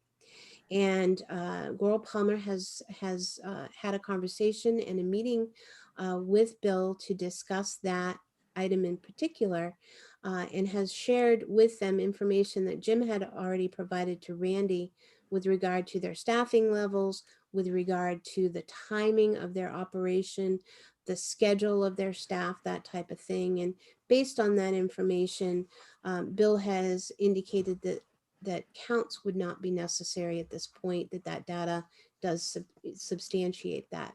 So Randy has put together a response to Bill's comments that we will be working through with Bill in the process of moving forward. And as I mentioned, we have prepared the comment and response package that's typically required to address staff and peer review memos. So we're comfortable and we're confident that things have been addressed. We're hopeful that you folks would consider granting approval. If it's not possible for that, we would ask that perhaps we be able to get onto the next agenda as a consent item, if you folks are comfortable with that approach as well, because we do feel that we've addressed the staff comments and don't feel that there's really anything particularly onerous that's outstanding. So with that, I would certainly take a look to discuss with you folks your comments and hopefully an opportunity to move forward. So thank you. Thanks, Nancy and Jim. So with this, I understand that, yeah, the request for a consent item, I think with the number of comments addressed, and you've done a good job addressing the bulk of them here, but giving, the staff the extra time to review them is going to be really helpful. So based on how we go with this discussion, I'm comfortable to answer your question with getting this to where I think you're right around the area of getting there. So I'm okay with the reduced parking number. I know that's one of the questions, and the reduced aisle width. I understand that you did provide us plans showing what an expanded parking set could look like if the need ever arose, and I appreciate you doing that. So for the time being, the applicant knowing what their staffing needs would be here at a location like this, or cover needs, I'm fine with the amount of reduced parking we see. Thank you for addressing some of the comments from staff regarding the drive aisle widths. I'm sorry, the curb cut widths. And what was your what were you at before you went to 83 feet? What was that number before you got 90. there? 90. You were at 90. You were able to take about 7 off based off your modeling. And that was basically because of the modeling from the tractors, right? Tractor trailer trucks. That's correct. What we were able Okay. to do is we combined that reduction with a redesign of the sidewalk so that the sidewalk shifted north, the island shifted south. We gave us a little bit better refuge for any pedestrian that might be in that walkway. Great. So with that, I don't have a whole lot to add to what I've seen in the presentation. Do any of my fellow board members have questions or comments on this one? Rachel? Yeah, I was just wondering when you anticipate putting the mezzanine or the second floor on, is that coming soon or? My guess is right now, we're still talking to the contractor. We think we might put 4,000 of just open mezzanine to get the structure in place and then allow us for the next year or two to understand what happens to our business to see whether it's even necessary. The nexus of our customer base is going to be shifting a little bit to the south because we're expanding more in central New Hampshire. So we don't want to have to drive all the way from Scarborough to Peterborough, New Hampshire to deliver a hot tub. We may move some product elsewhere and hence not necessarily need everything that we have put on our wish list for the next 10 years for this building. It would be helpful to take a look at that in the follow-up plans. If Nancy puts the floor plan up, right now we're talking about that 4,000 square feet, Rachel, being in the southwest corner above the area. Above the area where there are offices and mechanical rooms. So 4,000 square feet starts at the stairs and goes west and goes up just past the overhead door. And so that area for parts and accessories is what we're thinking about, kind of an open mezzanine for now. No shelving? Maybe shelving, but it's possible that some of the marketing material that's now up at the Payne Road may come down here. No staff, which is one of the things that we wanted to and did clarify with Bill Bray. So that initial build out of the mezzanine doesn't have any staff. Right, and open. Where would the supports be for that? I can see the stairs. I'm looking down below and I don't see. Yeah, if right at Holding it up. at the end of the stairs, there's a post right there where Nancy's got her, and there's another post over to the right of that. And so there is a huge post that runs that dotted line from east to west. Okay.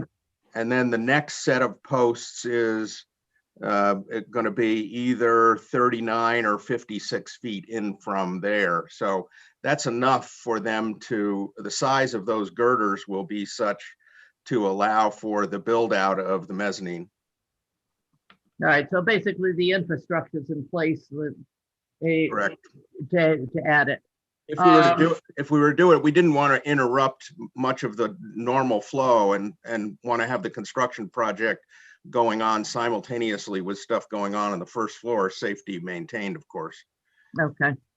I have no problem with the parking, and I actually have no problem with the consent agreement. I have no problem with the architecture. I have no problem with the landscaping. There must be something wrong, but it's just getting late, I guess. As I said, I like your placemaking. I mean, I've looked through this and tried to find something that's been difficult. So you really have answered, really responded very well to the questions that the staff and the comments that the staff had there. So again, no problem if we go to consent agreement. You're Thank very you. kind. Thank you. Thanks, Rachel. Jen, I think I saw your hand up. Yeah, I was just curious. I know that at your Payne Road facility, you had at some point anyway, some outdoor either display or storage of hot tubs, but I noticed that you don't have that here. I don't know if that's a function of lack of indoor space at Payne Road, or if you at all in the future intend to also have outdoor storage or display area here. Good question. We will not have any consumers coming here. We feel as if all consumers should be where they're used to going already. And some of the outdoor display tubs that you see periodically are the refurbished models, the used models that are in the parking lot from time to time. Some of those are also an accumulation of the trade-in models. There has to be assessments of those as to whether or not they'll be refurbished or not. And if not, they're taken to the dump. We don't want to populate this nice new area with a lot of that old stuff. There's room to take it now, and it's a closer run to take it to the recycling center from the Payne Road. So for that reason, we don't anticipate outside storage here. Okay, thanks. And I was just curious, I appreciated the architectural elevations and renderings, but I was curious what you had in mind for any type of signage or branding, I guess beyond, or maybe you don't have anything planned for beyond what you show on that overhang there. We don't at the moment, just because this is not we're not expecting consumers to come here. Yep. And Okay. it'll be we'll have our nice logo there. It will say 100% employee owned, because that's something we're very proud of. But beyond that, we don't anticipate a lot of signage. That makes sense. And then what's the size of, out of curiosity, what size tractor trailer was used on the turning template exhibit? WB 67. 67, okay. So well, it does seem like that lower southerly driveway is pretty wide open. And I think, possibly be tightened up a little bit more, but I also, I've run those templates myself, and I know that it can be tricky to get those to work. And then obviously you don't want to tighten that so much that it doesn't actually work in real life either. But I was just curious about why can you point out what the dashed line is? I'm guessing it's a building offset maybe. that runs north to south through the dumpster area. So this dashed line right here is the building setback line. Okay. I was just looking at the dumpster location and how that interacts with kind of the space that it looks like you might need to pull the larger trucks through there, and was just curious why that wasn't pulled over to the east a little bit, but my guess is it was probably for that the larger trucks to fully pull out of the loading bays.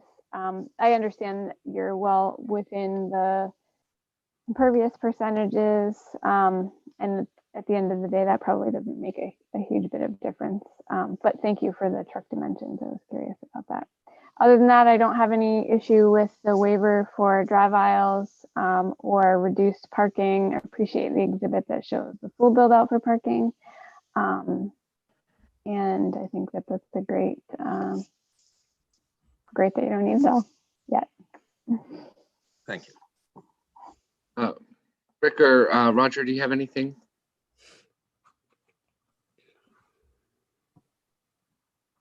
No, I think they've responded to staff's comments really well, and I think it's a nice project. It's a terrific addition for the Innovation District, and I think Nancy has done a nice job coordinating everything with the neighbors right across the street, so I'm satisfied with everything.